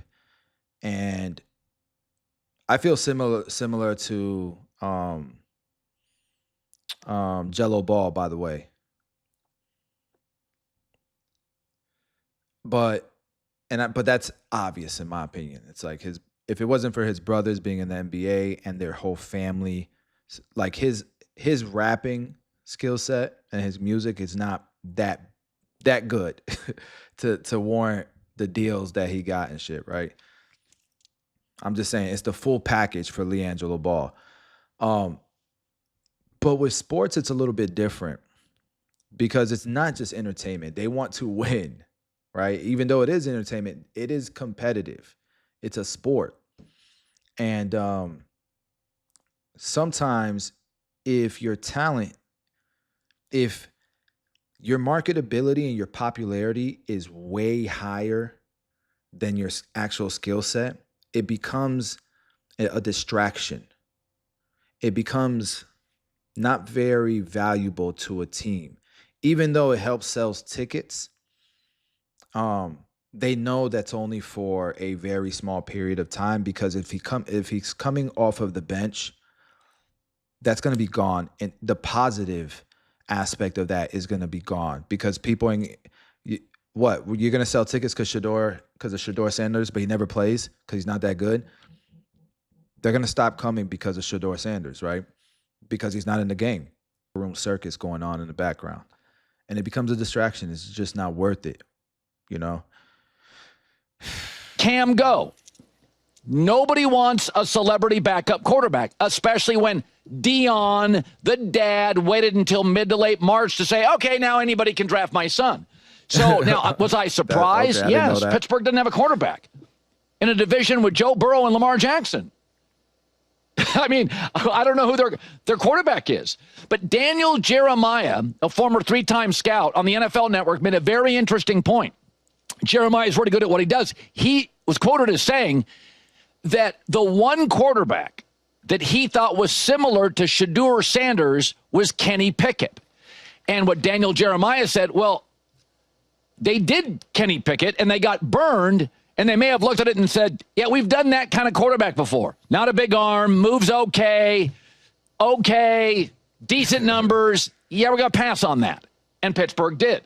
Remember, Shador Sanders also said this, words matter, people listen. He said this at the NFL Combine, Shador said, quote, if you ain't trying to change the franchise, the culture, don't get me. Teams listened. They didn't get him. So the league sent out a very clear message.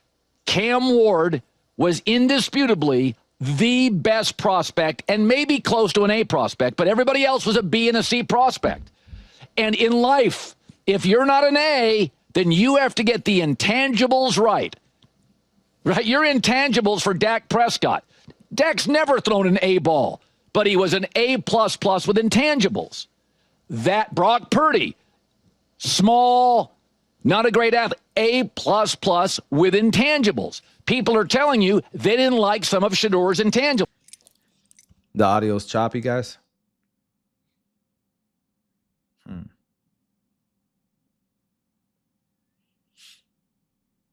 Interesting.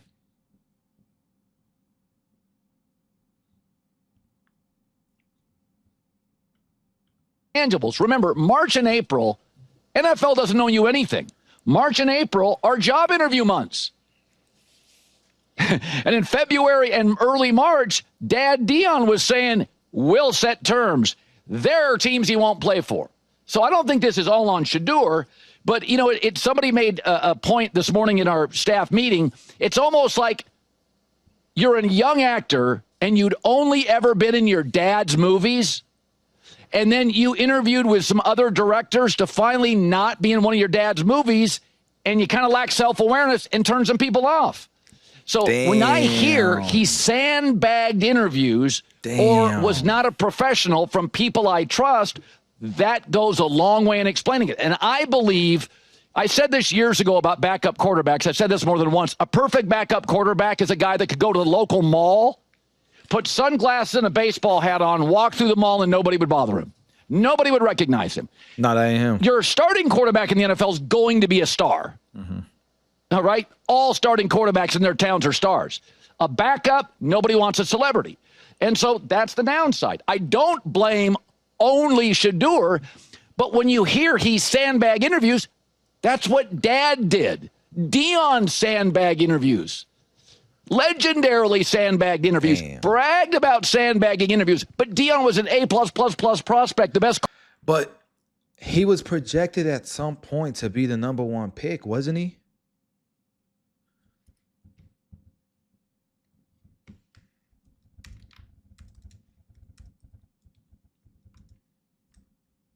I gotta look it up. Let me keep playing this, but I gotta look it up. Best corner of all time. Everybody knew going into this draft that Shador wasn't a great arm guy. I would have drafted him. Not a mobile guy. I would have drafted him. I was shocked by it. And I was told, if he doesn't go in the first 6 to 8 picks in the top of the second round, people are telling you they see him as a backup. Peter Schrager used to work here, now works at ESPN, also brought up an interesting point. Dion has worked for so many media outlets and has so many friends in the NFL. You know, nobody wanted to give him the truth. Your son's okay. And then once the noise scares a lot of teams, especially at one position. The discussions are always different about quarterbacks than non-quarterbacks. When I talk to NFL people, we always talk about toughness. We talk about productivity and speed and vertical. When you talk about quarterbacks, it's leadership. Will guys follow him over a hill? Is he a foxhole guy? The conversation changes. So, and I got a lot of different thoughts on this where I actually defend Shador on something that I thought he did a really good job on. But Cleveland drafted him. There are those that believe that the GM and the coach didn't want to draft him. They'd already drafted a quarterback, and Jimmy Haslam, the owner, stepped in like he did with Deshaun Watson. Regardless, here's Andrew Berry on the pick.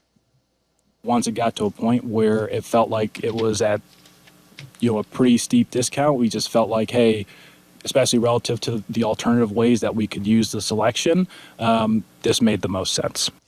All right, more on that in a bit. Their reaction was...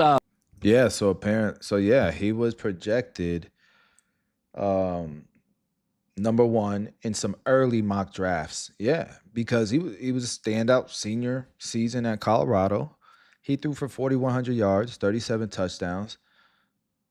I mean, they were killing it. And the way they turned that team around from the previous season, they didn't finish strong with the bowl game, I don't think, but from what I remember, didn't they get blown out?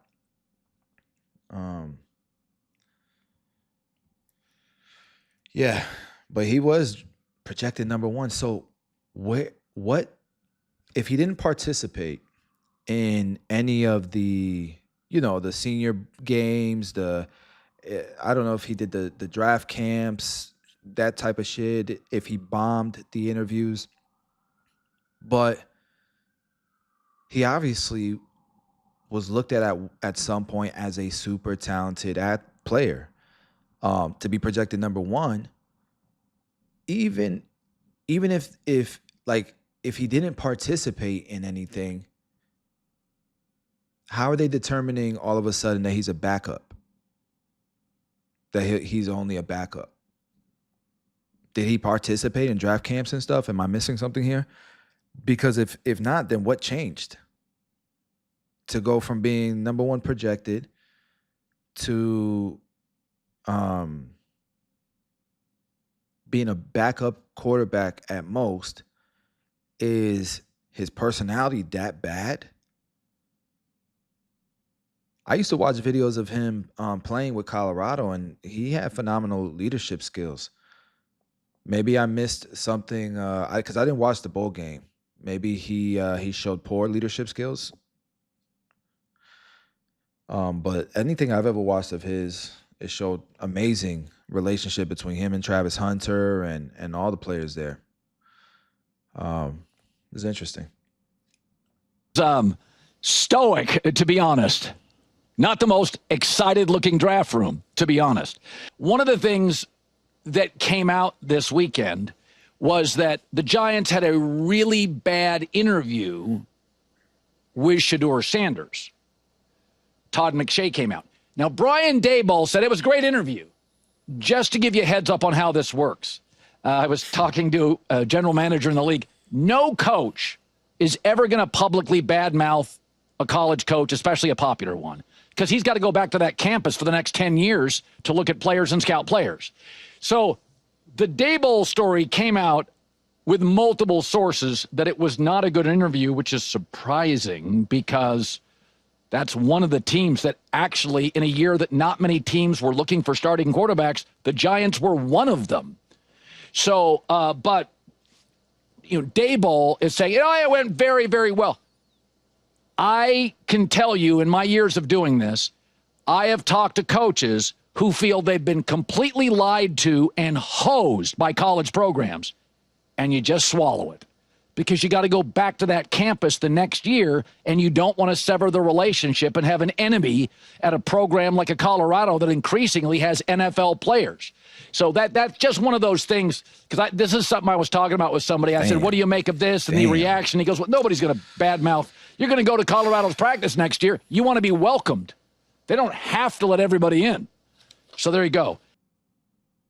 So kind of a mean thing, not kind of, really a mean thing happened, sort of cruel, that Shador Sanders apparently got prank called during the draft. They found out who it was. It was Jax Ulbrich. His dad's a coach for the Atlanta Falcons. He somehow got the number. And it's really dumb. And young men do really dumb things every weekend in this country. Fight at bars, drive too fast and get hurt.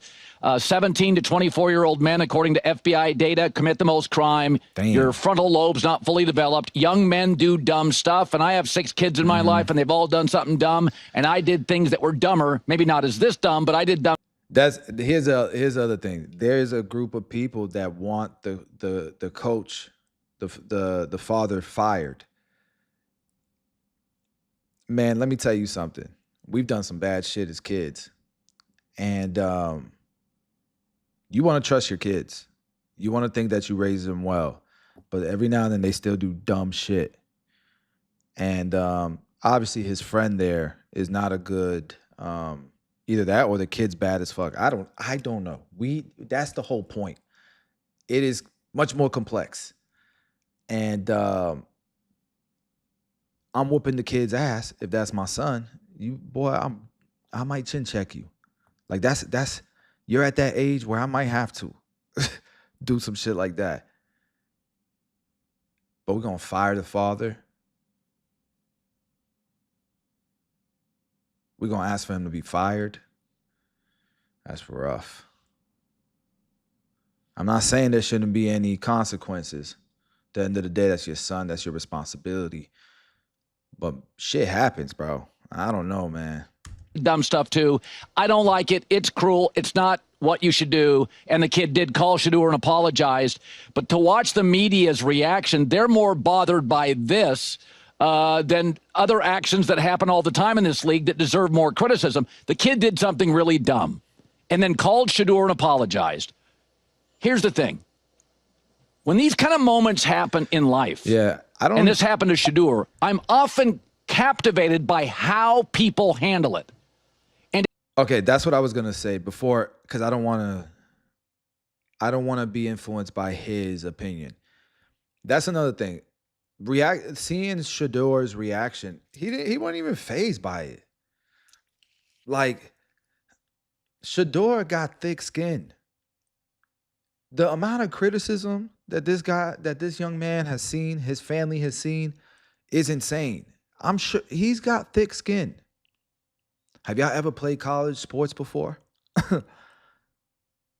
Have y'all ever, if you've never played college sports before, or you've never been to a college game, I'm talking about a rivalry game, and you hear some of the shit people be saying, man, you be ready to crash out. Very disrespectful. Even racial sometimes.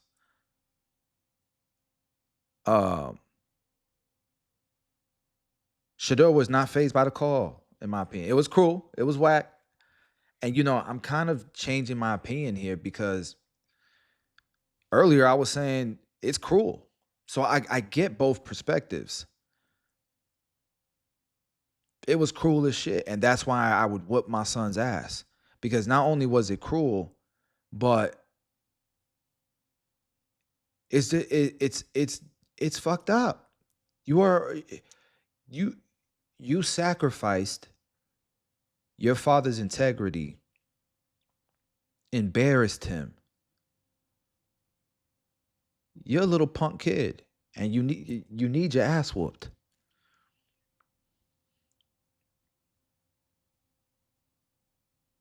But Shador doesn't want his father fired. I I don't believe that Shador wants his father fired. I don't think it's that big of a deal.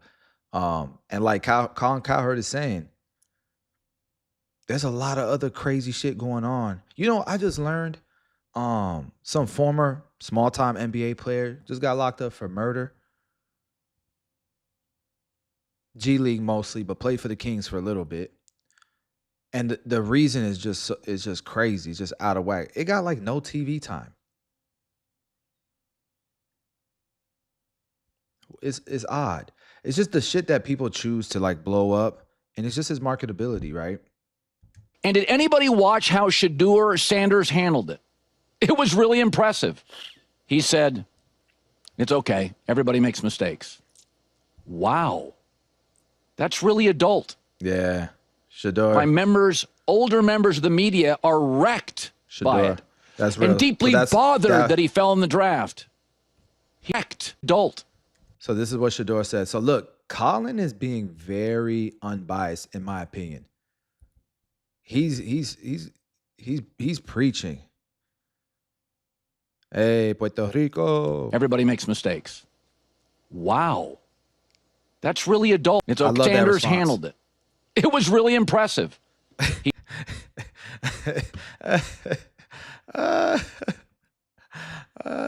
Yo, that's facts. He should have to be a tackling dummy for a week.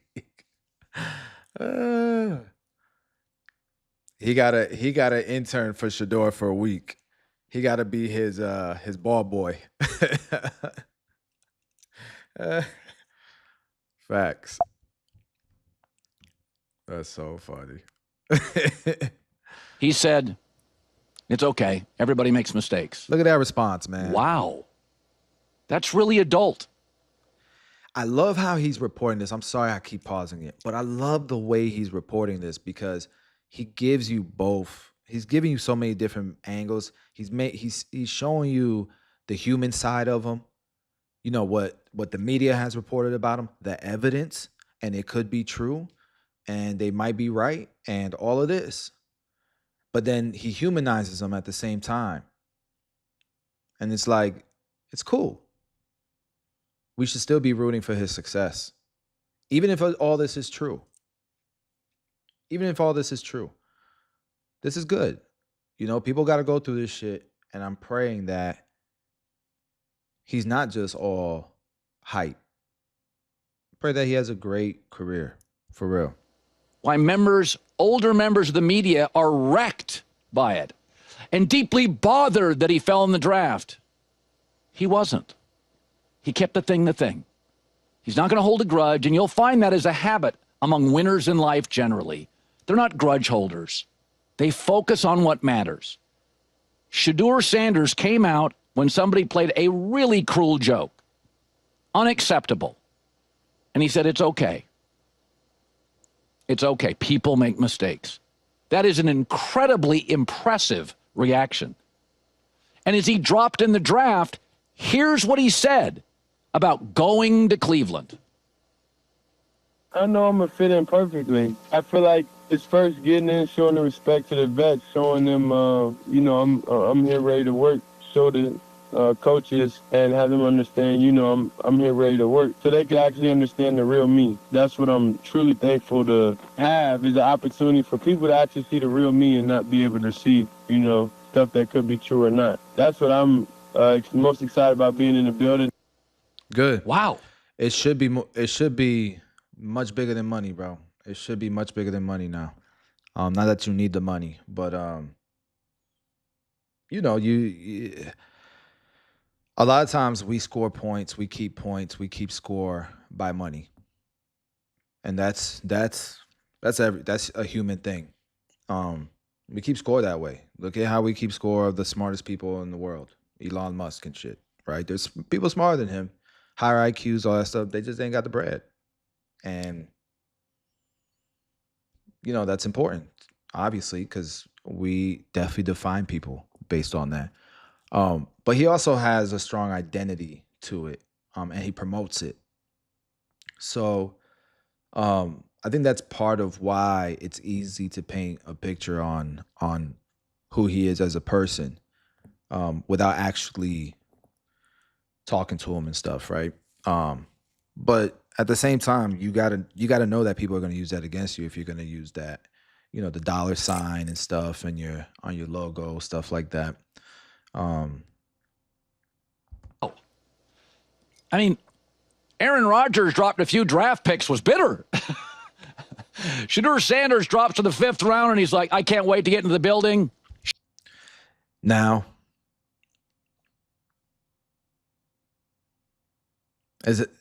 now I see positives in both. You think Kobe would be happy if he dropped out of the 1st round when he got drafted? You think LeBron would be, all right, we're going to have to figure it out? Hell no, you're going to let it be known.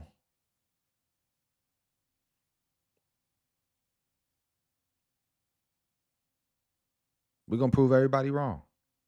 Now, I think Colin Cowherd is reaching a little bit in that I don't 100% believe that's what this is. Because what exactly happened to have a change of heart from we're choosing the team that drafts us versus, okay, I'll go to any team, versus I'm glad to be in Cleveland. No offense, Cleveland. No offense, Cleveland. But think about it, bro. If you could play for any team in the world, in any market in the world, you're the number 1 pick, projected. Most people ain't choosing Cleveland. I'm sure Cleveland was on the list of teams he didn't want to play for. No offense to the Browns. I wish you guys the most success possible. It'd be the greatest story ever. But that attitude, I guess what I'm saying is, what happened with that attitude versus there are players like, remember Damian Lillard, who they love the idea of being loyal to a city, a small city, building the economy, helping the economy grow, dedicating yourself to a loyal fan base, and building it up from the ground to a championship team. That is a cool ass story as well. So I'm not saying that it's not possible he couldn't want that route, but where was the change of heart? Because it's either a character, because at the same time, it could be a character flaw that he's just like, I'm just happy to be here, no chip on my shoulder. Yeah. What do you guys think is going to happen with his career? I want to see, damn, got on. Damn, Shanks. What do you guys think is going to happen? How his career is going to unfold? Show respect to the veterans. He gets pranked. He could have had a multitude of reactions. He's like a kid made a mistake.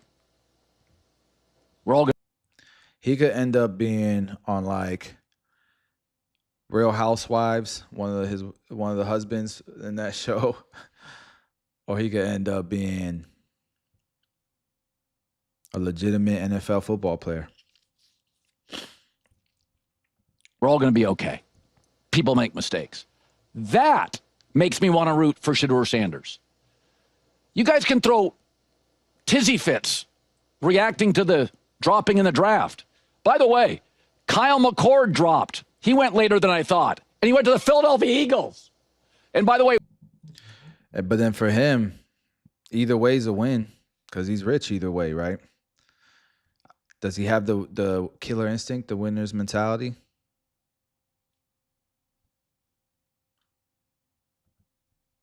Shank don't think he's gonna take off. Dang. And then I was watching some shorts of Cam Ward talking to Shador, and Cam Ward, he was talking crazy. he was talking some shit. I don't know. He was going. I didn't really get to hear much of what Shador was saying, but It sounded like Cam was cutting extra deep, where Shador was just like chilling. And he was talking some shit back, but he was giving jabs, but he wasn't giving hooks. Cam Ward was giving some hooks. All right. So that's it. That's all I got for Shador. I don't know much about it, but I feel like I'm slightly informed at this point. I'm dangerous enough to ask good questions, but I'm not dangerous enough to answer them.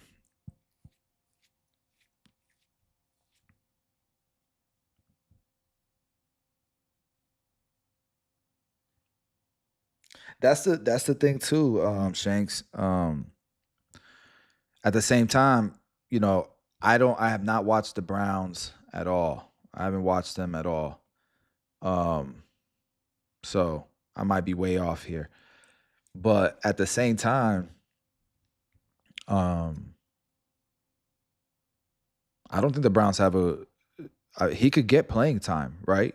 As a quarterback for the Browns, do they have a for sure starting quarterback? Like, I just feel like it's not like he got drafted to Baltimore or drafted to Buffalo. You know what I mean?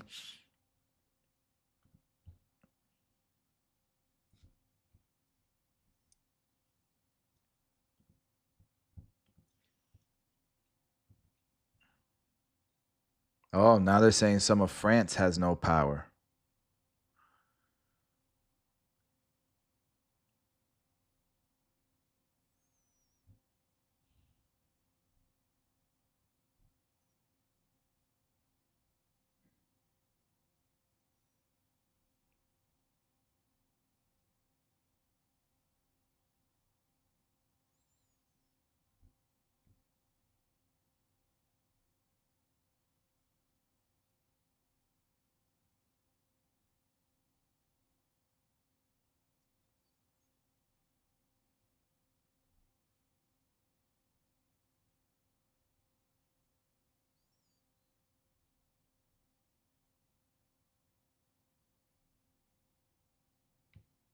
What's going on here?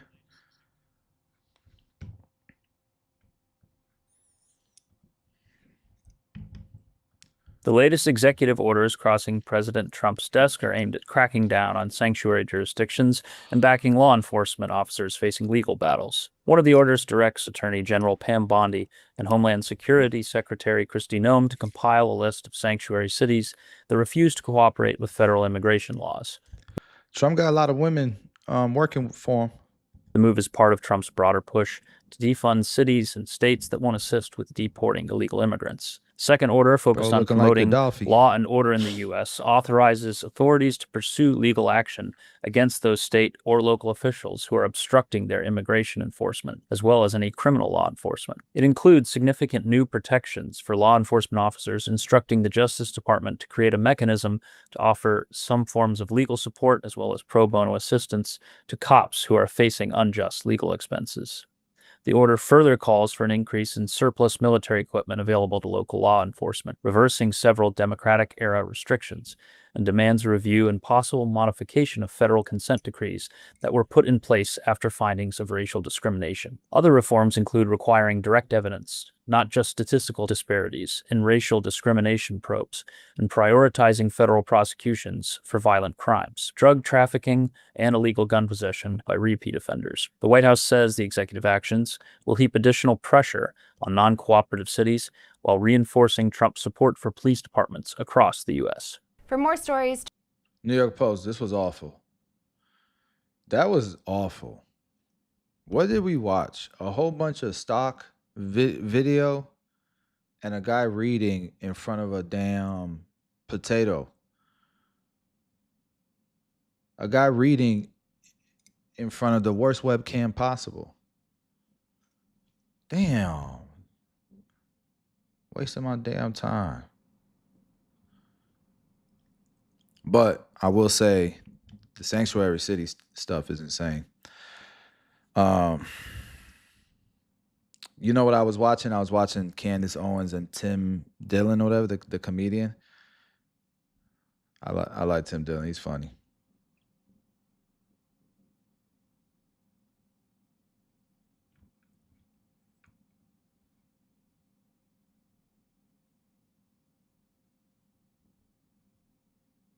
But what are sanctuary cities? Let's watch this one. This is better.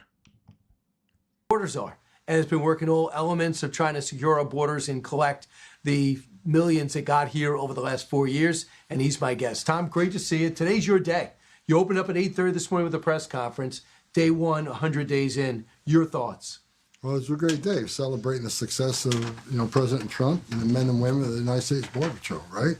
As you said, border crossing down 96, 97, 99, depending on what week you look at. But we have the most secure border in the history of this nation right now. Right. President Trump was able to accomplish in 7 weeks what Joe Biden couldn't or wouldn't do in 4 years. Wouldn't. You believe that it was intentional? Absolutely. I mean, he's the first president in the history of the nation who came into office and unsecured the border on purpose. He said he's going to end IC tension. He's going to put a moratorium on deportation. He's going to give free health care to illegal aliens. He's going to have amnesty. I still think this is you make that those was type crazy. of promises to the whole world. That's not an accident. The most people in the entire world would come and take advantage of that giveaway. So if you look at the Marines on the Mexican southern border, you look at the military on our southern border, when you look at the elimination of catch and release and the... Why would you incentivize illegal immigration? You know, like I especially, you know, these people are dying, risking their lives. Why would you incentivize more people to do it? Being trafficked, you know, there's people who made it and lost somebody during that trip. Still don't know if they're alive or not. Literally lost them, you know, like it's... And the CBP app. I watched this one YouTuber who did a video of taking that journey. They went to Venezuela, they started there, and they went through that journey as if they were migrating. And these are American citizens, and they did it. And along that journey, they witnessed dead bodies that they blurred out, bunch of dead bodies, people ready to rob them, steal from them. Because there's people out there with guns and knives and all that shit. And there was one scene, bro, where there was a mother holding a baby dead on the riverbank. Like, insane shit's happening. Why would you incentivize that, man? Like, if you're going to incentivize migration, why not put a bunch of resources into creating a better migration system? And I still don't know what that looks like. I need to do some research on that. I'm gonna do that one of my streams, is learn what it takes to migrate to America the legal way. Because we all talk shit, but if you don't really know what it's like, then you don't have you don't have the full story, right? And it's easy to be manipulated or wherever it may be if you don't have all angles. Out of all those elements, what's the most important? What is the most to stop the flow? Because we used to have an overwhelming population in the remain of Mexico, right? They were stopped and we had to stay there. That doesn't exist today. Why is that? No catch and release. You're not getting released in the country. You can come to our border, but you're going to be returned. So they don't try. They don't try because, the last administration, they knew if you cross the border illegally, you'd be processed within 24 hours and flown to the city of No catch your and choice. release is the reason. That ended. When you come to our border, you're not going to be allowed to enter the country. Like under President Trump, since day one, we've had 9 people released, as I talked about this morning. 4 were material witnesses. We needed them in a criminal investigation. 4 were significant medical issues. The other one was a humanitarian case. We ended catch release. People know that we're enforcing laws, and there's no way you're going to get in this country by crossing the border illegally. Educate me on this. Obama, they said, sent out 200, 300,000, got deported. Those 300,000 did not get hearings. So why are you supposed to be giving hearings to these people? I don't get it. Like, when we round people up, they're supposed to get their due process. It's not possible, is it? The same people are demanding all these extra hearings, due process. Where were they when you had 10.5 million people come to our borders, released millions of the country under... I hate that argument. If that's the law, that's the law, bro. It doesn't matter how you feel about what they did. The whataboutisms is just, why even bring it up? Just state the legal part, the fact, the truth. Like getting emotional or showing or using a emotional argument. I don't know, man. That's rough for me. Not when we're talking about all these lives and stuff that are being affected by it. Under violating the statute of But at the same time, you know, you use the legal argument that what if that was your family, right?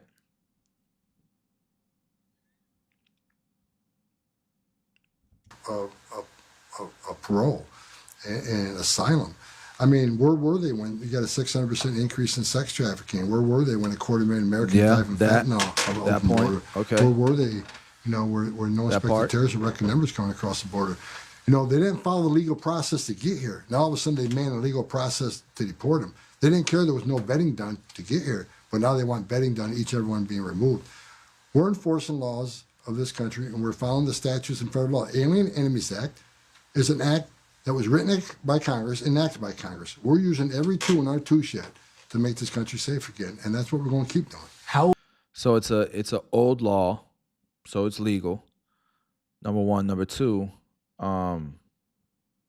he's got a point on the fentanyl crisis, the sex trafficking crisis, you know, all this stuff that's happening. And then it's not just that, but we're so lax on the laws they're breaking when some of them are here. We cover it up and all this because we don't want a bad perception with illegal immigration. But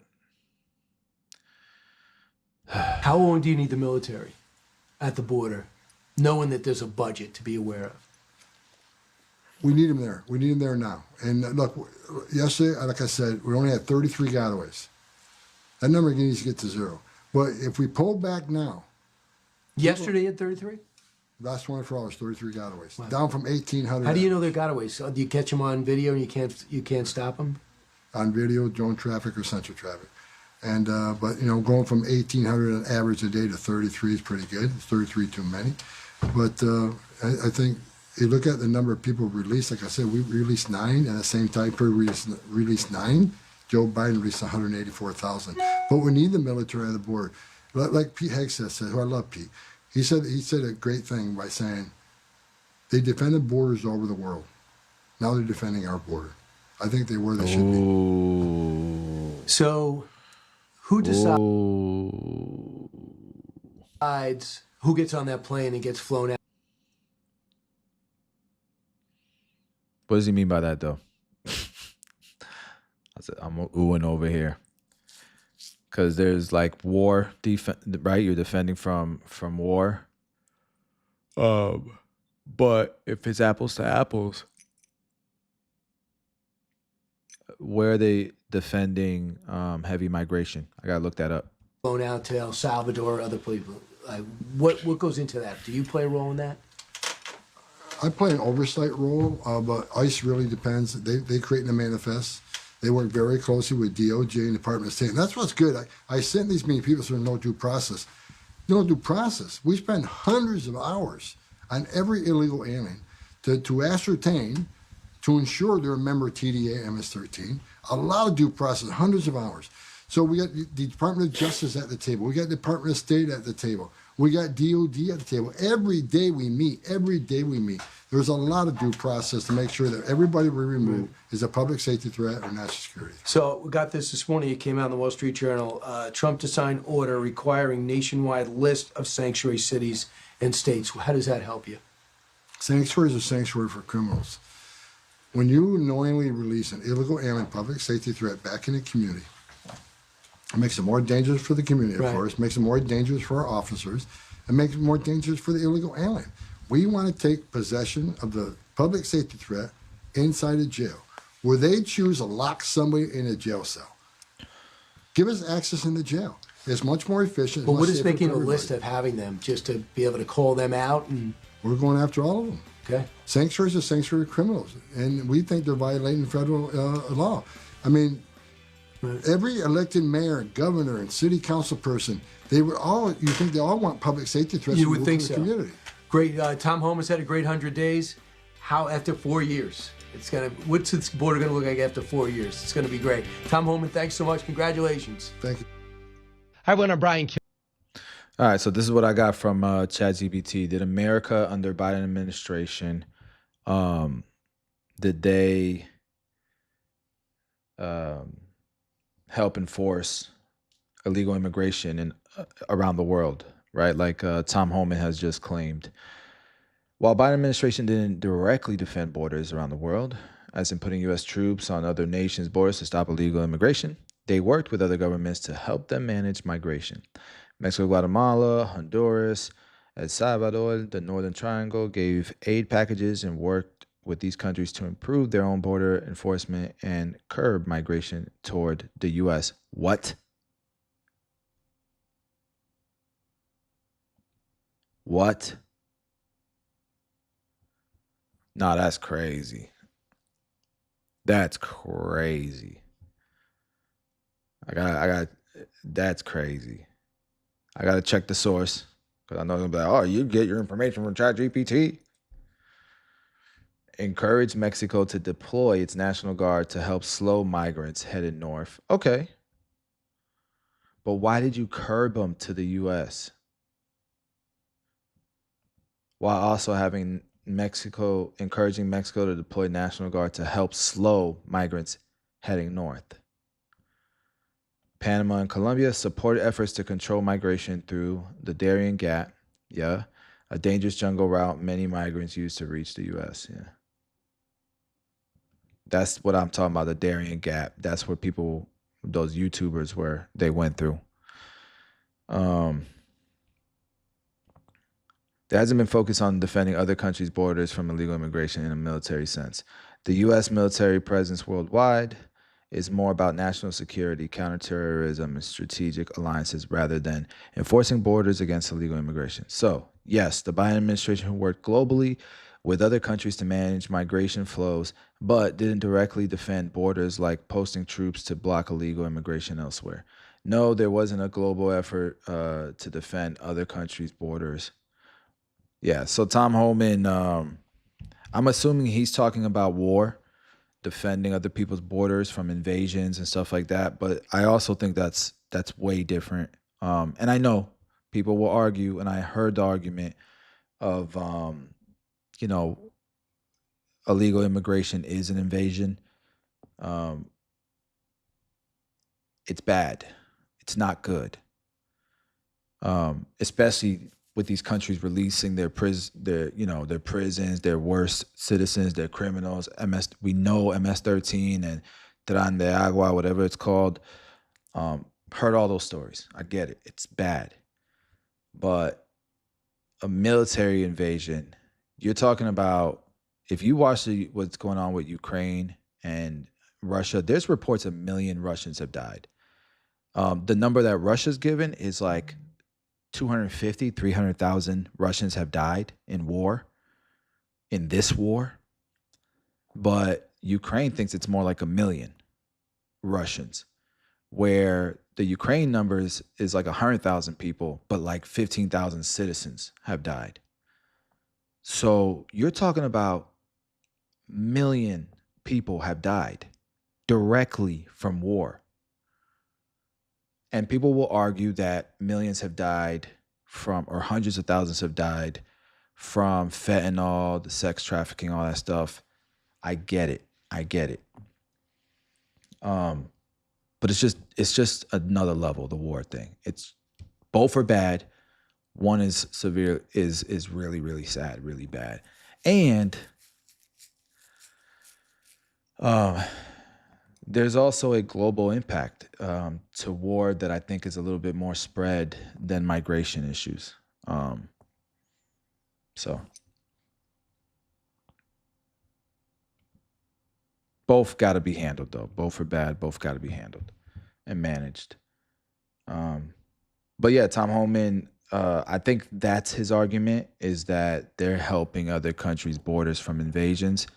So it's nice to know that America's focusing on their border as well. So I get the analogy, and I agree. I agree that I'm glad our country is focusing on the border, but I definitely want to see a better, easier process. And I want to see some compromise. I think that, if there's 10 million illegal immigrants, like people say, in a perfect world, I'd love all the criminals and all the bad people to be deported, and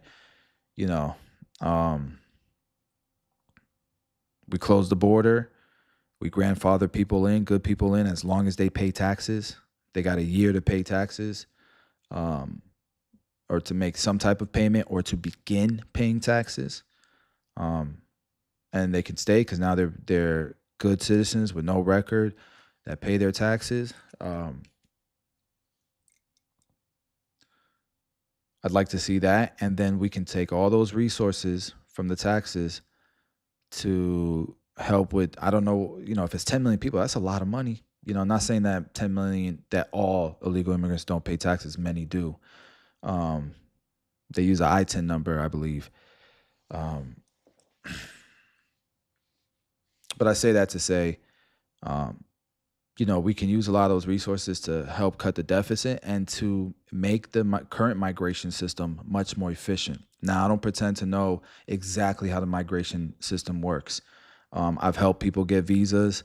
I know a little bit about it, but I haven't done my due diligence, and I probably should, because it's important to know how it works. And so I'll do a deeper dive and get a better understanding of whether or not it even needs to be more efficient. Maybe people just don't know that they just don't know, and it just needs to be marketed and more easily accessible. Maybe the thing is, right? And when we can't handle more people, we stop marketing it. But then, illegal immigration is gonna probably go up a little bit. So, all right, I think that's good for that topic.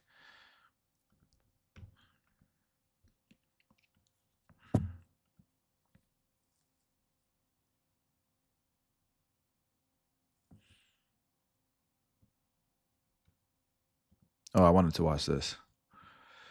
So, remember, I've been covering tariffs quite a bit.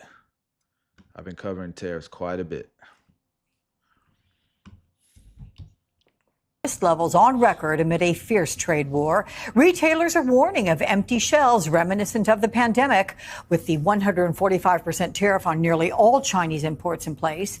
Yesterday, President Trump said he's ready to make a deal with President Xi. Have you spoken to him since? I want to comment on that, but I've spoken to him many times. When did that happen, and what did you discuss? I'll let you know at the appropriate time. Let's see if we can make a deal. Meantime, major ports like the Port of Los Angeles are seeing a steep drop in imports from China. And joining me now, we have Lori-Ann LaRocco, global supply chain reporter for CNBC Business News. Lori is also the author of the book Trade War, Containers Don't Lie, Navigating the Bluster. Lori, big welcome to you. So when it comes to the prospect of empty store shelves, which products could be hit hardest, and should consumers be worried? I mean, are you seeing a rush to buy certain things right now? We really shouldn't see a rush because we actually have the items in. It's going to hit us in waves, Alex. And this is what we're going to kind of see with the timeline. Starting in June, this is where you're going to start seeing, those items that we love to get really cheap online. Those are the items that are going to get hit first. And those are like the fast fashion, products we might get on Amazon. And the reason why is that smaller businesses, they can't afford to have front loaded, right, all of these items in to beef up their inventory. Then starting in July, this is critical because this is the back to school time, right, where parents are going into the stores to get their kids their school clothes. So you're looking at backpacks, you're looking at notebooks, you're going to be looking at all of these items that some have been brought in, but there has been a major pause when you're looking at the amount of items that have been brought in, and people are just really uncertain, if you will. Is there going to consumer going to buy? We have seen the pullback on a multitude of different economic indicators in terms of that hesitancy. And without really any definitive acknowledgement of what's going on, we're going to see. They have no choice but to buy it. They have no choice but to buy it. What's gonna end up happening is people are going to get into more credit card debt. They're gonna start defaulting more often on loans, their car payments, things like that. But they got to get their babies school supplies. You know, they got to buy their food. See this. I hope not, man. I pray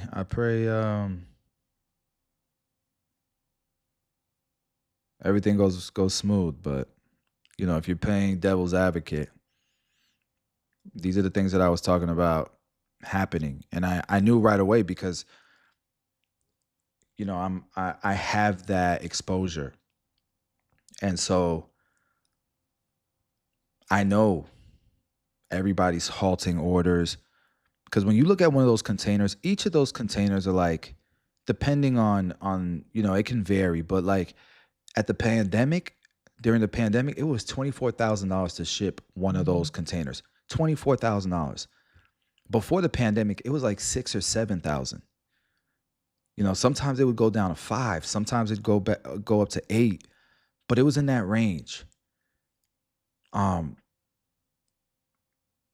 Now, when you add a 245% tariff, the container, just the shipping, that's just a container. On top of all the product, right? I don't think there's any tariff on the shipping, but it just tells you how expensive it is to ship. And then the product that's on there, you know, one of those containers might have $100,000 worth of product, $200,000 worth of product, $1 million worth of product. If it's iPhones, tens of millions of dollars worth of iPhones, right? You multiply that by 2 or 3,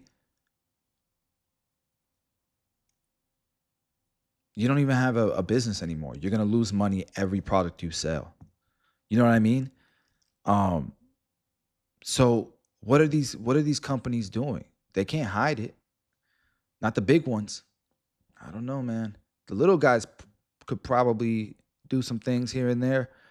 But yeah, man. This pullback, and then in addition to the fast fashion and the school clothes, also electronics, because of the connectivity, right, of the inventory of the supply chain. Yeah, I'm going to get to that in one second, but let me ask, because you're saying basically we have until June, that the supply is there as of now. Does that apply to the car industry? Because we reported people are rushing out to buy cars or renew leases or whatever they need to do. Yeah, it really depends on the item. I mean, when it comes to the autos, Alex, it's those tariffs that have already been slapped. And so people are trying to get in there, right? Let's get that car that's out in the lot now before another one has to come in that will be more expensive. So that's why you're seeing that rush for the bigger ticket items. Okay, so it's about the... We ran ads that say, you know, made in the USA, no worries about tariffs here. You know, it's not like sales went up, you know what I mean? And I don't think people are feeling the tariffs yet. And nobody's really paying attention to it like that. You know, only people who are in business are paying attention to it. But the average consumer, they don't care. At the bottom dollar there. So we learned yesterday that China exempted some U.S.-made microchips from tariffs. Does this indicate that China is backing down on some level? I really don't think so, Alex. I mean, it shows that there's a willingness, right, of the cooperation. But as we have seen with the prior trade war that's still in existence, there is so much rhetoric. And because of this conflicting comments between Trump and the Chinese officials about if a deal is happening, we're going to just continue to be in this like push and pause, if you will, of do we make more things? Do we hold off? What do we do? So I'm kind of hesitant to see that this is like a victory, if anything, for Trump. Well, walk us through what is happening at our West Coast ports. I mean, how much of a drop in shipments from Asia are they experiencing? That's interesting. We are seeing a massive, massive drop, Alex. Wow. You are looking at a 44% decrease in vessels year over year coming in. And what's really key here, Alex, are the people that move the containers. You need people to move trade. If you have 40% less containers coming in, that is going to impact the people that are the truckers, the railroads, the warehousing. This is more than just us consuming and us bringing in orders. There's an entire supply chain here that is connected to jobs. Yeah. And so the longer this goes, Alex, we're going to see some significant. This is why I keep saying it's going to affect both countries negatively. They're negotiating. So all the politicians are acting like, on both sides, and China and the U.S. are acting like it's not going to affect us. We good, and we will be good. But the shit gonna be painful if we keep doing this. If we don't just all we have to do is talk. That's it. That's it. We just got to talk.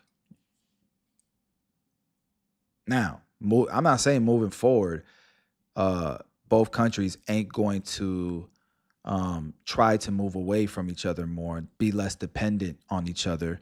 I do believe that's going to continue, but it doesn't have to be so rocky. You know what I mean? Like we can compromise, figure out what is fair. And you can have your opinion, whether it's fair or it's not, right? I have mine.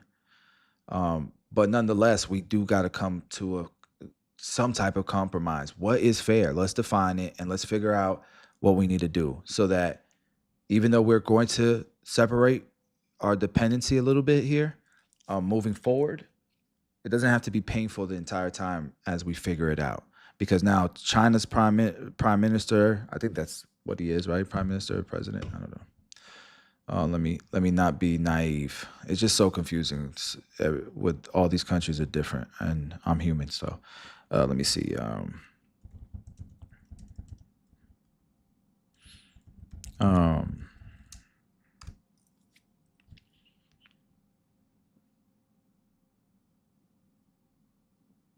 Yeah, president. I'm sorry, head of state, the president,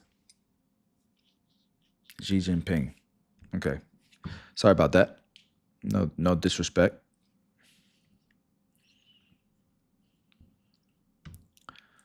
You know, they just need to come to the table and figure it out. But they're definitely, you know, Xi Jinping is making his rounds, talking to all his all the countries, making new deals around the US now. And now the U.S. is doing the same, going and talking to India, going and talking to Norway and all these other countries. So that's going to continue either way. We just need to make things smoother by talking, because a lot of jobs are going to be cost. A lot of jobs in China and in America. And you could be Team America and believe it's going to be rocky, okay? For all you extremists. Significant impact here in terms of employment. In fact, the Port of Oakland, which is a huge port that relies on both imports and exports, are very, very balanced. They've got a 50-50 split. They already started warning on Friday about the detriment when it comes to jobs and the exposure with this. As you well know, Lorianne, we have seen this week the CEOs of the nation's top retail stores meeting with President Trump and warning the tariffs could no doubt lead to these shortages. Even if a deal is reached soon, are we in for at least some troubling times ahead? I believe we are. And the reason why is that trade takes time to move, and you also have to order it. The fact that we've had a pause in all of these manufacturing plants. I have had sources tell me in China that there are factories that have literally shut down because they're not making any products for the United States. So if you think about it, remember with COVID, everything shut down and then everything ramped back up. And so what happens is once you hit that unpause button, it's going to be that rush to make the materials and then get the product on the vessels and back here, it's going to be crazy, which causes congestion and raises freight prices. That's what I'm saying. It's going to get crazy. Freight prices are going to skyrocket when all of this chaos settles and it feels safe to get in the water again, it's going to impact at this point no matter what. But the sooner we come to some type of agreement, the better it's going to be for everybody's economy. Because, damn. Now, how long it's going to take, we don't know. And that's why the stock market has been funky. And that's why I just been dollar cost averaging. I've been selling puts on companies I would buy anyways, just to make some cash flow. But once this thing takes off and it starts to look like a bull market again, you're going to be happy you've been dollar cost averaging the whole time, you know? You don't got to, it's not timing the market, it's time in the market, right? So I guess that's my conclusion for that video. I might be done here. Let me see how my wife's doing, if I got time here.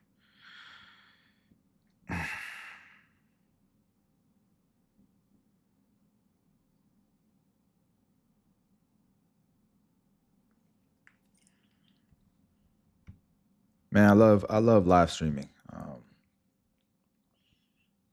If you guys have any tips how I can improve my live streams, let me know. I'd love to hear it. Matter of fact, I'll put my email here. I'm gonna add my email here. It might be a bad idea, but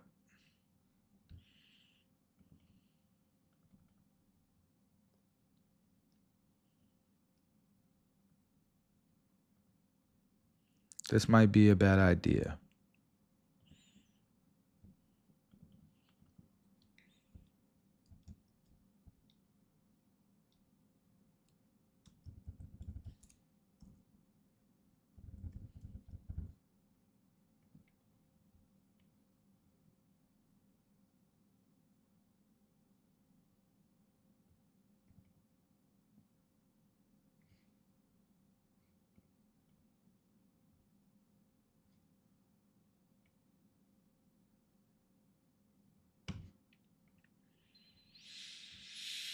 All right, let's see if that pops up now.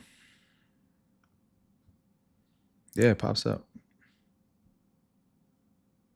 I don't know why my chat isn't working though, man. This shit is annoying.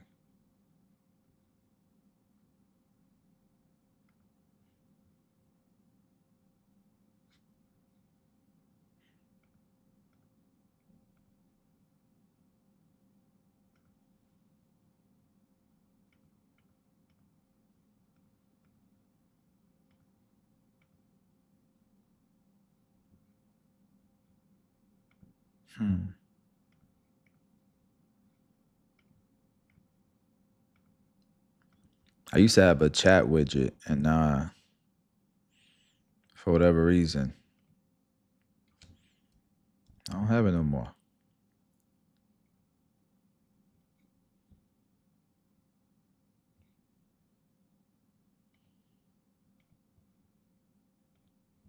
Let me try one more time.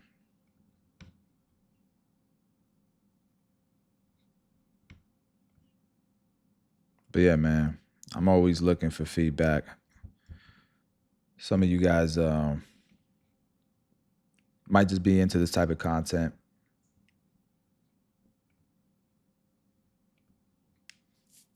But if it can get better, man, I'd love to hear from you guys. All right. My rookie ass. Doing shit like this, I definitely don't deserve a lot of viewers. I'm definitely in learning phase, internship, finding my groove. You know what I mean? But I'm enjoying it, and I think that's what's important. I'm enjoying this, and eventually, with enough passion and some time, might be actually some dope videos made here, some dope content. Might work out.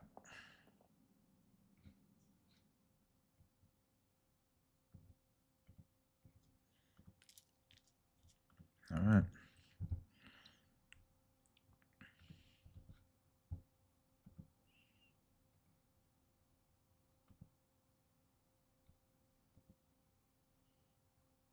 Oh, there it goes. That's what I was trying to, for whatever reason, I just had to hit reload. There we go. Man, where there is a will, there is a way. All right.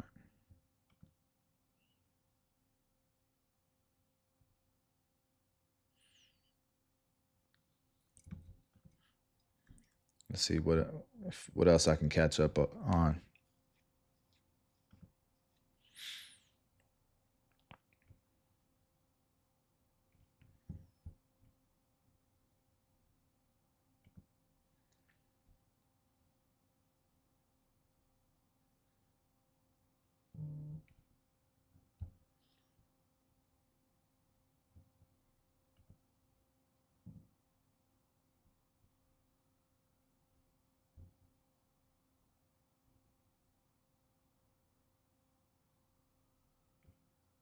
All right, let's there's a little bit more context, I think.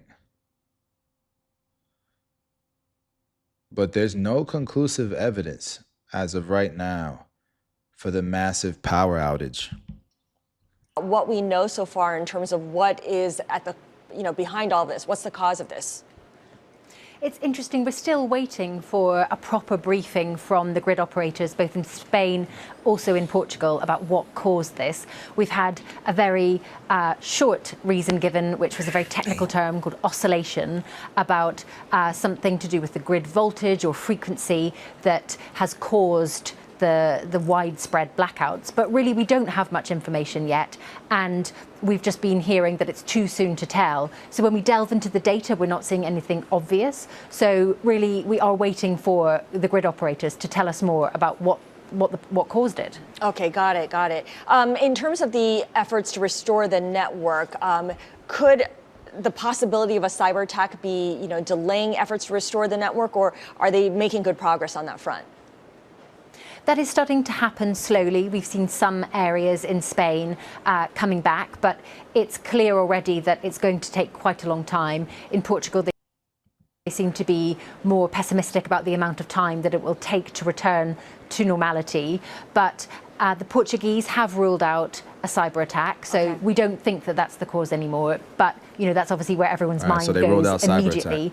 But it's caused complete disruption to everything. No internet, no phone signal. Everybody's been sent home. They're all sitting at home, and we know that the sun is fading. So all throughout today, solar has been providing some of the power that was still available in Spain, and that's going to be going dark soon. So the grid operators are really racing against time to try to get some of the bigger power stations up and running so that they can, start getting everybody back onto the grid for this evening. How unusual is this for an entire country, and here we're talking about two countries, to lose power like this?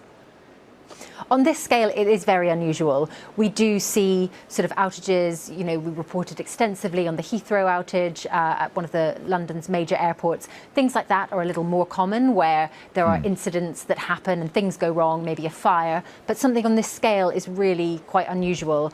The last outage on this kind of scale that people are talking about was back in 2006, which was across multiple European countries. But yeah, this really is bigger than we're used to. Joining me now is the Gatestone Institute senior fellow and author of Plan. Wait. There was another video. So they didn't really talk much. Can you tell us a little bit more about what we know? But there was another video here that seemed to have been showing more right here. Rare atmospheric. Spain and Portugal were hit by a widespread power outage on Monday that paralysed public transport, caused large traffic jams and delayed trains and flights.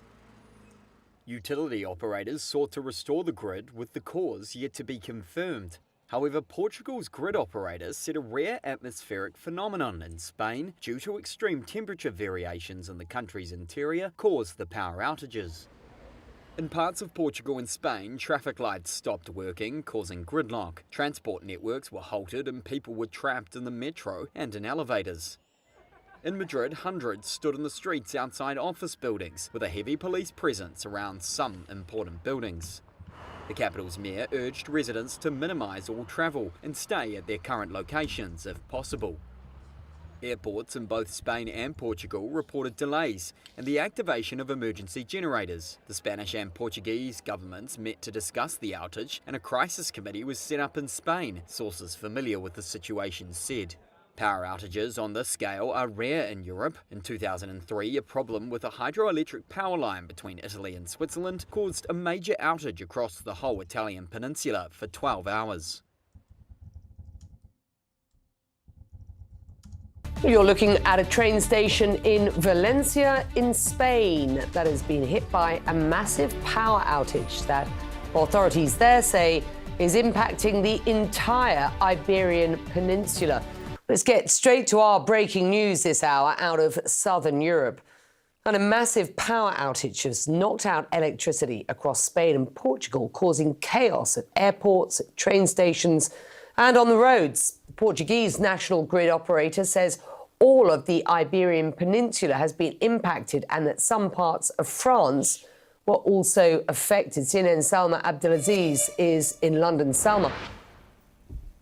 Chaos and confusion. I think those are absolutely the words of the day. Around midday local time in both Spain and Portugal, multiple towns, multiple cities experiencing a complete electricity outage, a complete power outage. We're talking about tens of millions of people now who are experiencing a total blackout. You can see what those images look like there on your screen. That means trains have come to a standstill. That means airports are filled with passengers who simply don't know what to do. This is midday, remember, so schools, businesses, shops, restaurants, all of those, of course, coming to a standstill with people struggling to figure out what's next. Now to that confusion, because the first question here, Becky, is, of course, for everyone there, when will the power come back? Authorities say they're scrambling to restore electricity in these places. They simply don't know the cause, though, of what's caused this outage. It's so weird. There's always something. There's always something that new or different that causes these power outages. So we were looking at the ones that happened in Texas and California earlier, and it's interesting how some were from wildfires, others were from, really cold blizzards and stuff. Another from hurricanes. Like, there's always a different scenario that these engineers couldn't protect the power. Like, the power grid just doesn't handle well. And so I'm looking at this, and it's saying that Spain had some atmospheric vibration, induced atmospheric vibration. I don't know what the hell that happened. So it's just talking about how the power outages happen and what what it affected.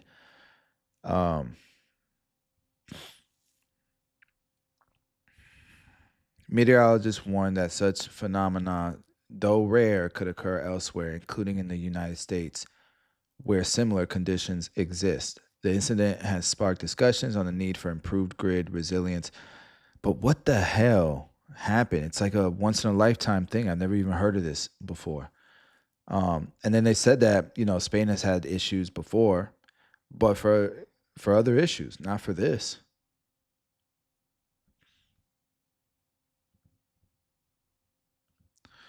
So I don't know.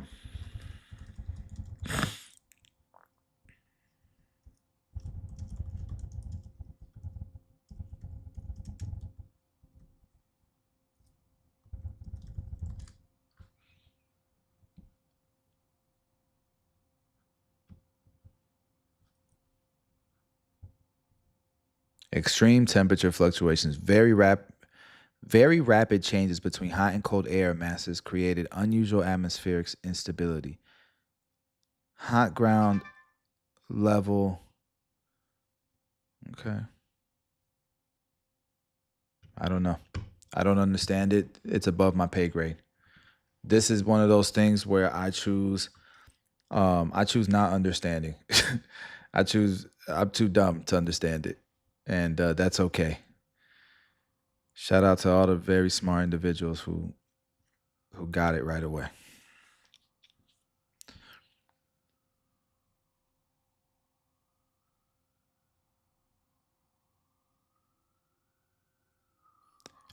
Trump says he's in active talks with China.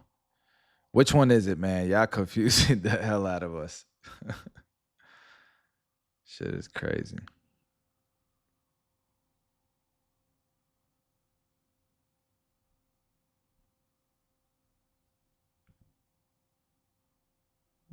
All right, I'm done with the news.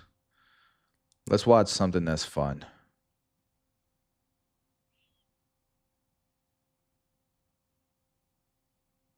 Bro, what is the sanctuary city thing? Let's just watch this real quick.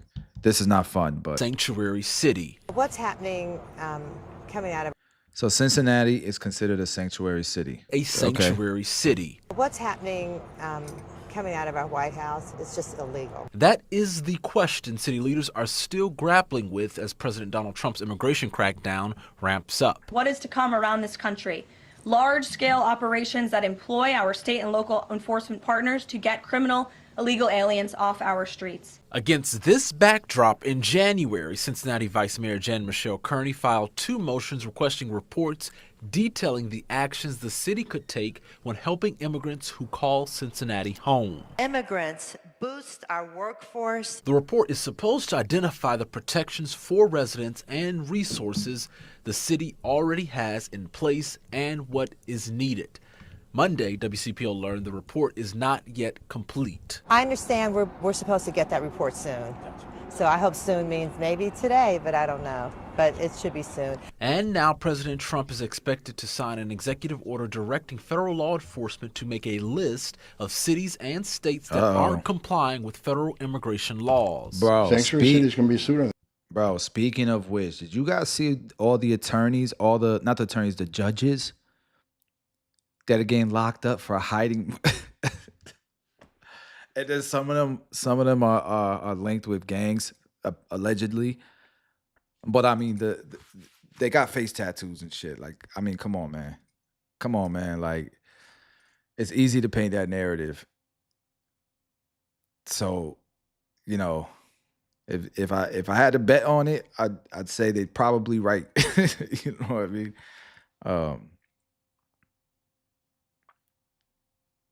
Sued on this administration for. Let me look those up too. I got a couple things I gotta look. I gotta show you guys real quick. Flouting immigration law.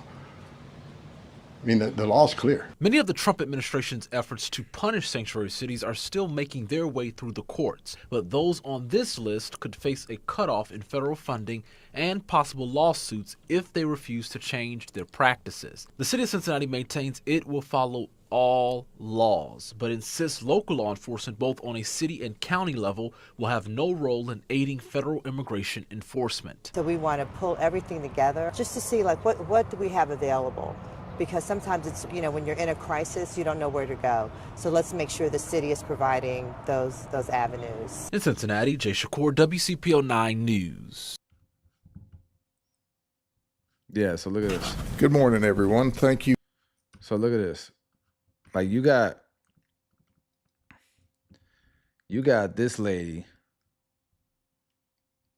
that gets arrested, trying to find something short covering it right here.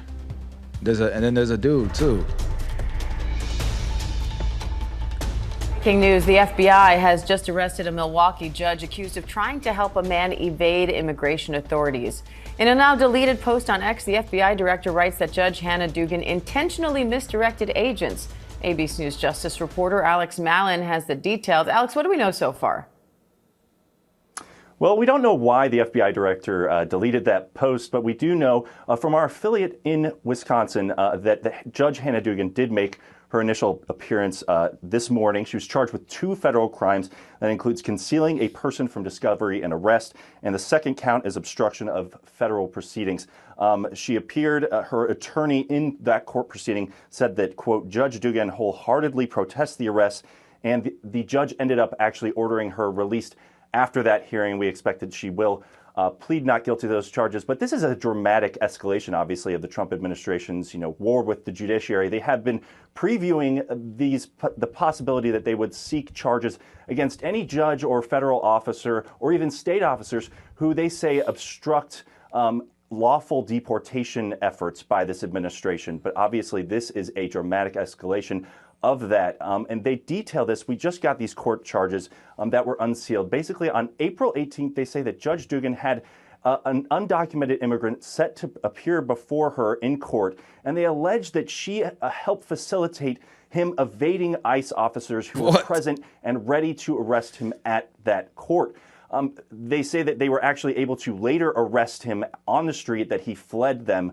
But now they are bringing those charges, saying that they're formally accusing this judge of trying to help this undocumented immigrant who was charged, facing state charges. Bro, I be thinking about the show Handmaid's Tale when they paint these things, you know, and the judge genuinely thinks she's a hero. She's helping, you know. Handmaid's Tale is a lot different in that it's like more like Nazism. But yeah. Charges of assault and battery.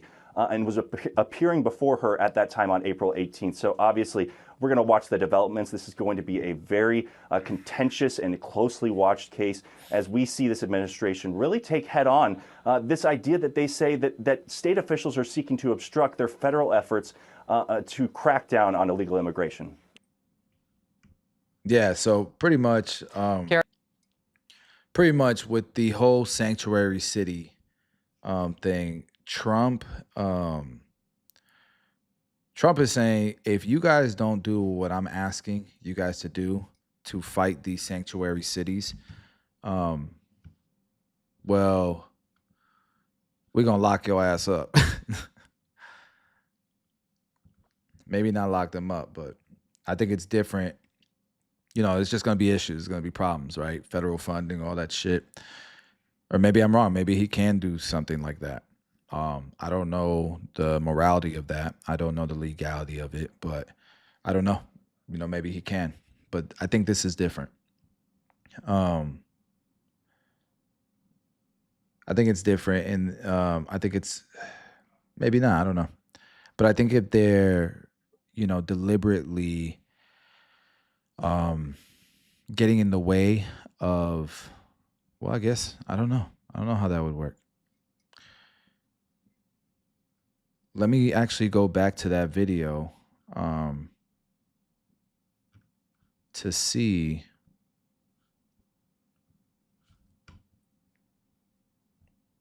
what the results would be, right?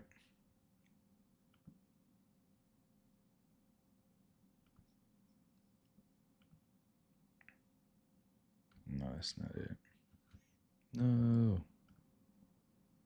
that's not it either. Sorry, I'm trying to find the video.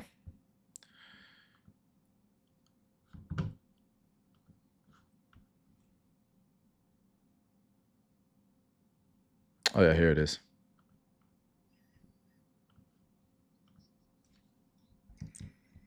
Every illegal alien to ascertain, to ensure they're a member of TDA MS-13, a lot of due process, hundreds of hours. So we got the Department of Justice at the table. We got the Department of State at the table. We got DOD at the table. Every day we meet. There's a lot of due process to make sure that everybody we remove is a public safety threat or national security. So we got this morning. It came out in the Wall Street Journal. Trump to sign order requiring nationwide list of sanctuary cities and states. How does that help you? Sanctuaries are sanctuary for criminals.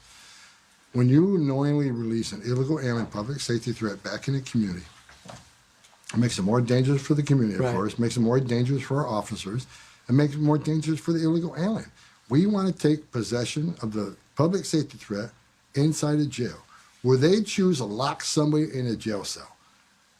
Give us access in the jail. It's much more efficient. But what is making a list of having them, just to be able to call them out? And we're going after all of them. Okay. Sanctuaries are sanctuary criminals, and we think they're violating federal. Man, that's tough. I don't know, man. How do y'all feel about that? Hold on. Law. I mean, every elected mayor, governor, and city council person, they would all, you think they all want public safety threats you would think to the so. Community. Great. Tom Homan's had a great 100 days. How after 4 years? It's gonna. What's this border gonna look like after 4 years? It's gonna be great. Tom Homan, thanks so much. Sorry, guys. My camera died. That sucks. right, so let me just fix this real quick and then get back to it for a little bit longer. Solar Storm. Que lo que, Bosia? What's up, man?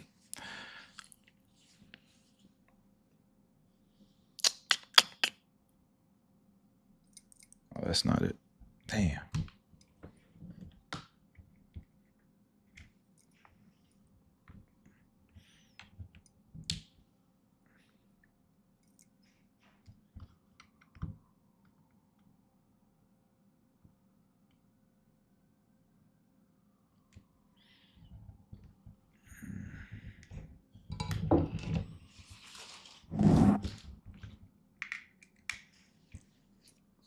Oh shit, I could have been done it this way. Damn, I had this all set up wrong.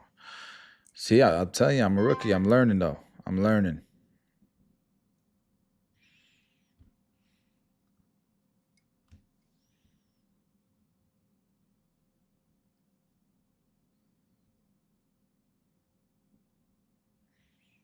Maybe not. Maybe I need to do the microphone. All right, let's try this again. Bear with me, guys. I'm a rookie here.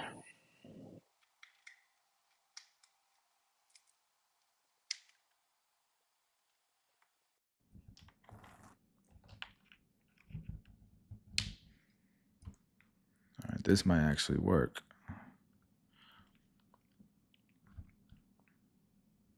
Hello, hello, hello. Oh yeah, this works.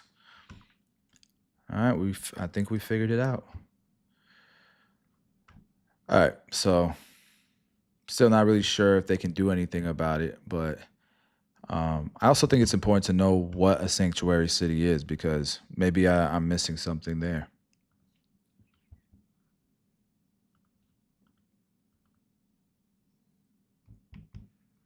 I'm going to take a closer look at what a sanctuary city is. Anne-Marie is going to explain. I am. You know, part of the issue with trying to define a sanctuary city is that it can mean a variety of different things depending on the place. So broadly speaking, it can be defined as cities, counties, or states with laws dictating how much local jurisdictions can cooperate with federal immigration officials. So there are 11 states that have made themselves sanctuary states and hundreds of cities and counties that have their own range of policies. For example, Chicago, they have a so-called welcoming city ordinance. And that means that they do not ask about immigration status or use that to deny city services. Officials also are not allowed to provide immigrations and customs enforcement support.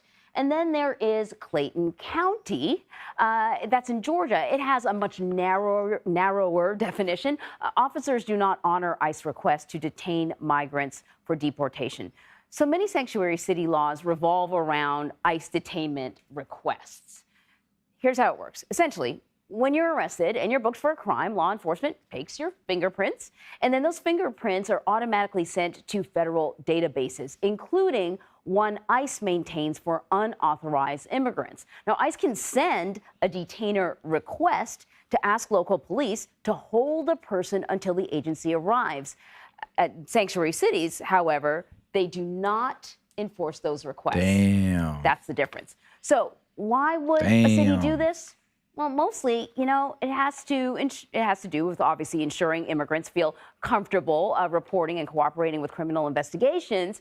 If someone's worried about deportation for themselves, their family, their friends, they are much less likely or willing to assist the police. For some cities, though, it's also about the financial costs of assisting ICE. Federal officials are not required to reimburse local law enforcement for the costs of housing individuals awaiting deportation. Wait.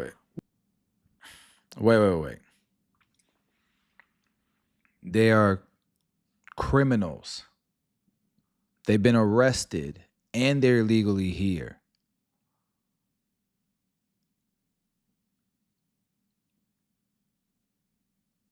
They are costing the entire system, not just your state. They are costing. They're taking resources.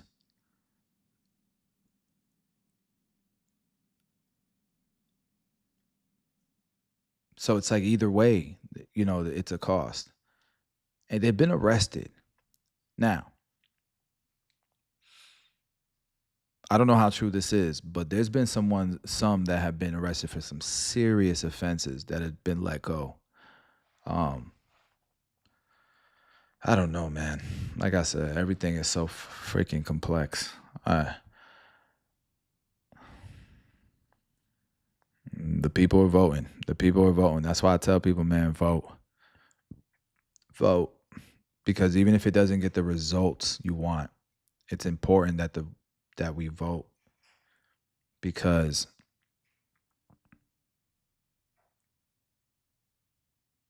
over time, things start to shape themselves. Your votes matter over the long term, not just every single result, I should say. All right, that was sanctuary cities and all that.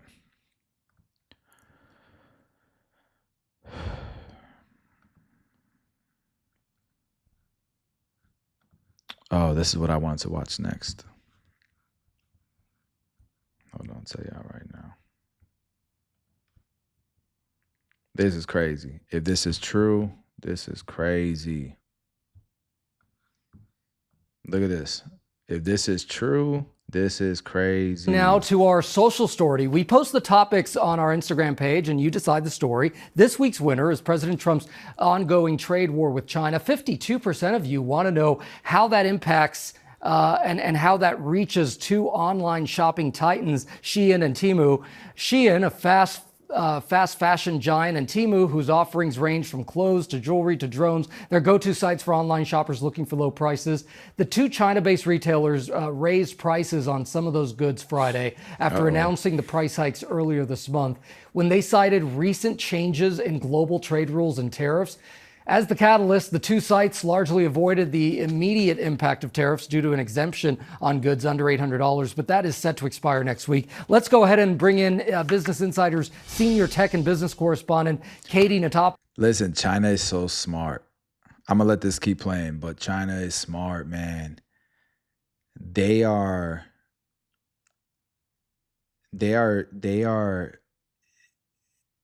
doing, this is a response.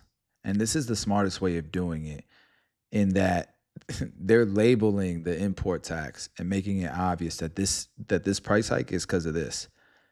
They're not just baking it into the price of the product, because Americans are going to see that and be like, damn, this is from the tariff war. Trump. This is Trump's fault, And it's good for China because they're trying to pass the cost on to the consumer and not the factories, which is the biggest impact in, their GDP is manufacturing. So, but still, that's not going to fix the problem that those manufacturers' biggest products, they're trying to bet on the consumer still going direct. And that's been part of the problem that's been affecting brands and the American companies. Shein and Temu are doing what Amazon did to a lot of businesses, but the money's not going to America, right? It's not in our economy; it's in theirs, because they're cutting us out. Even though it could impact both. When it's a American brand or it's a brand that makes the money, both economies benefit. And I think that's kind of how Trump sees it. And obviously there's nuances, there's more to it, right? But yeah, essentially cutting out the middleman is what a lot of Americans think they want, but they don't really want what comes with that, right? So let's continue watching this. She is here now with more. Katie, thank you so much for being here. So Shein and Temu both made their names selling these low-cost goods, but those goods got a little more expensive this week. So what can you tell us about this extremely wide-ranging impact of the tariffs? Sure. So this actually is not exactly just the tariffs. Now, obviously, a lot of the stuff that Shein and Temu sell is made in China. But what they actually do is they ship directly to the customers. And they've been using this thing called the de minimis loophole. And what that is a longstanding law that says that if you're shipping something under This is what I'm talking about. $800 from China or outside the US. This is why entrepreneurs say they're not playing fair. American brands have way more cost. Not just that they got more margins. They have more cost. And the factories, after a brand makes the market, the factories are cutting them out, and they're taking advantages of not just cutting all out the brands. The reason why the brands can't compete price-wise is because we have to take on costs that they don't have to. The tariff costs, but besides that, certifications, there's certain taxes that, a big brand is not going to ship less than $800 worth of product over to avoid de minimis. It's just not going to happen. Where Shein is doing direct and avoiding that, and they're able to still keep way lower. They're able to keep their way lower prices because their margins aren't just from cutting out the middleman. It's also that they avoid a lot of the fees that American brands have to take on. Directly through the postal mail to a customer, you don't have to pay any duty taxes on it. And the idea of this law initially was, hey, you can mail your friend a gift, or if you go on vacation, you can mail back a knickknack that you bought at the souvenir store. And Shein and Temu have really exploited that to make their business because they can sell it really cheaply. They don't have to deal with U.S. warehouses, U.S. stores, U.S. employees at all, basically. And what President Trump has done is he said, done, no more of this loophole. Anything that's going to be shipped, even if it's a small amount, a $20 package, it's going to have to be subject to duty fees. Thank you. Okay, so we've heard a lot recently about increases on specific items like cars or iPhones, but this latest announcement impacts a much broader group of products, right? Right. So the stuff that Shein and Temu sell, it's a lot of small household goods, a lot of clothing, shoes, apparel, things that are generally kind of low priced. I think people are tending to spend $20, $50 on their orders from these kind of sites. What's going to happen is instead of the orders coming, even if they raise the prices a little bit, people may be hit with a really significant charge when their package arrives. So that could be either, I think, $30 or going up to $50 or 30% of the entire order. That could actually get pretty expensive. So basically that would be like a duty tax that the post office collects from you after your package arrives. All right, Katie Mitopoulos, thank you so much for joining us from Business Insider. We so appreciate it. Right now on News for Jax at 5:30. If you did any online shopping over the weekend or even today, you prices double. So I saw a screenshot. Now to our social story. Of like some import fee. Is this? Yeah, right here. This is Beware of some steep import charges. Import charges. Oh shit. Charges from online retailers like Temu. Tariffs imposed by the Trump administration have, in some cases, more Look at the import charges.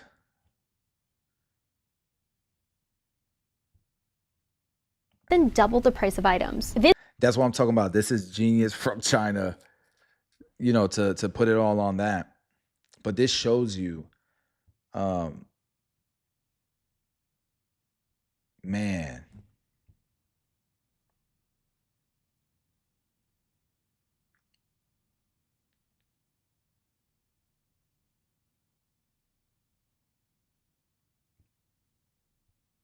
This 3-pack of men's athletic shorts, advertised as on sale for $23.61 with free shipping, came out to $56.36 after a $32.75 import charge. Both Shein and Temu had previously issued notices to customers on their website saying price adjustments would start April 25th. But it's not happening with every purchase. While browsing, you might notice this green local badge popping up next to items. That means the item is being shipped from the country or region you're in and avoids those import charges. Beware of some That's crazy. Damn.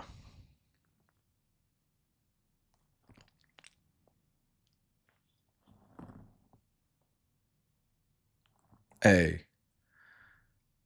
That shit about to erase the deficit real quick.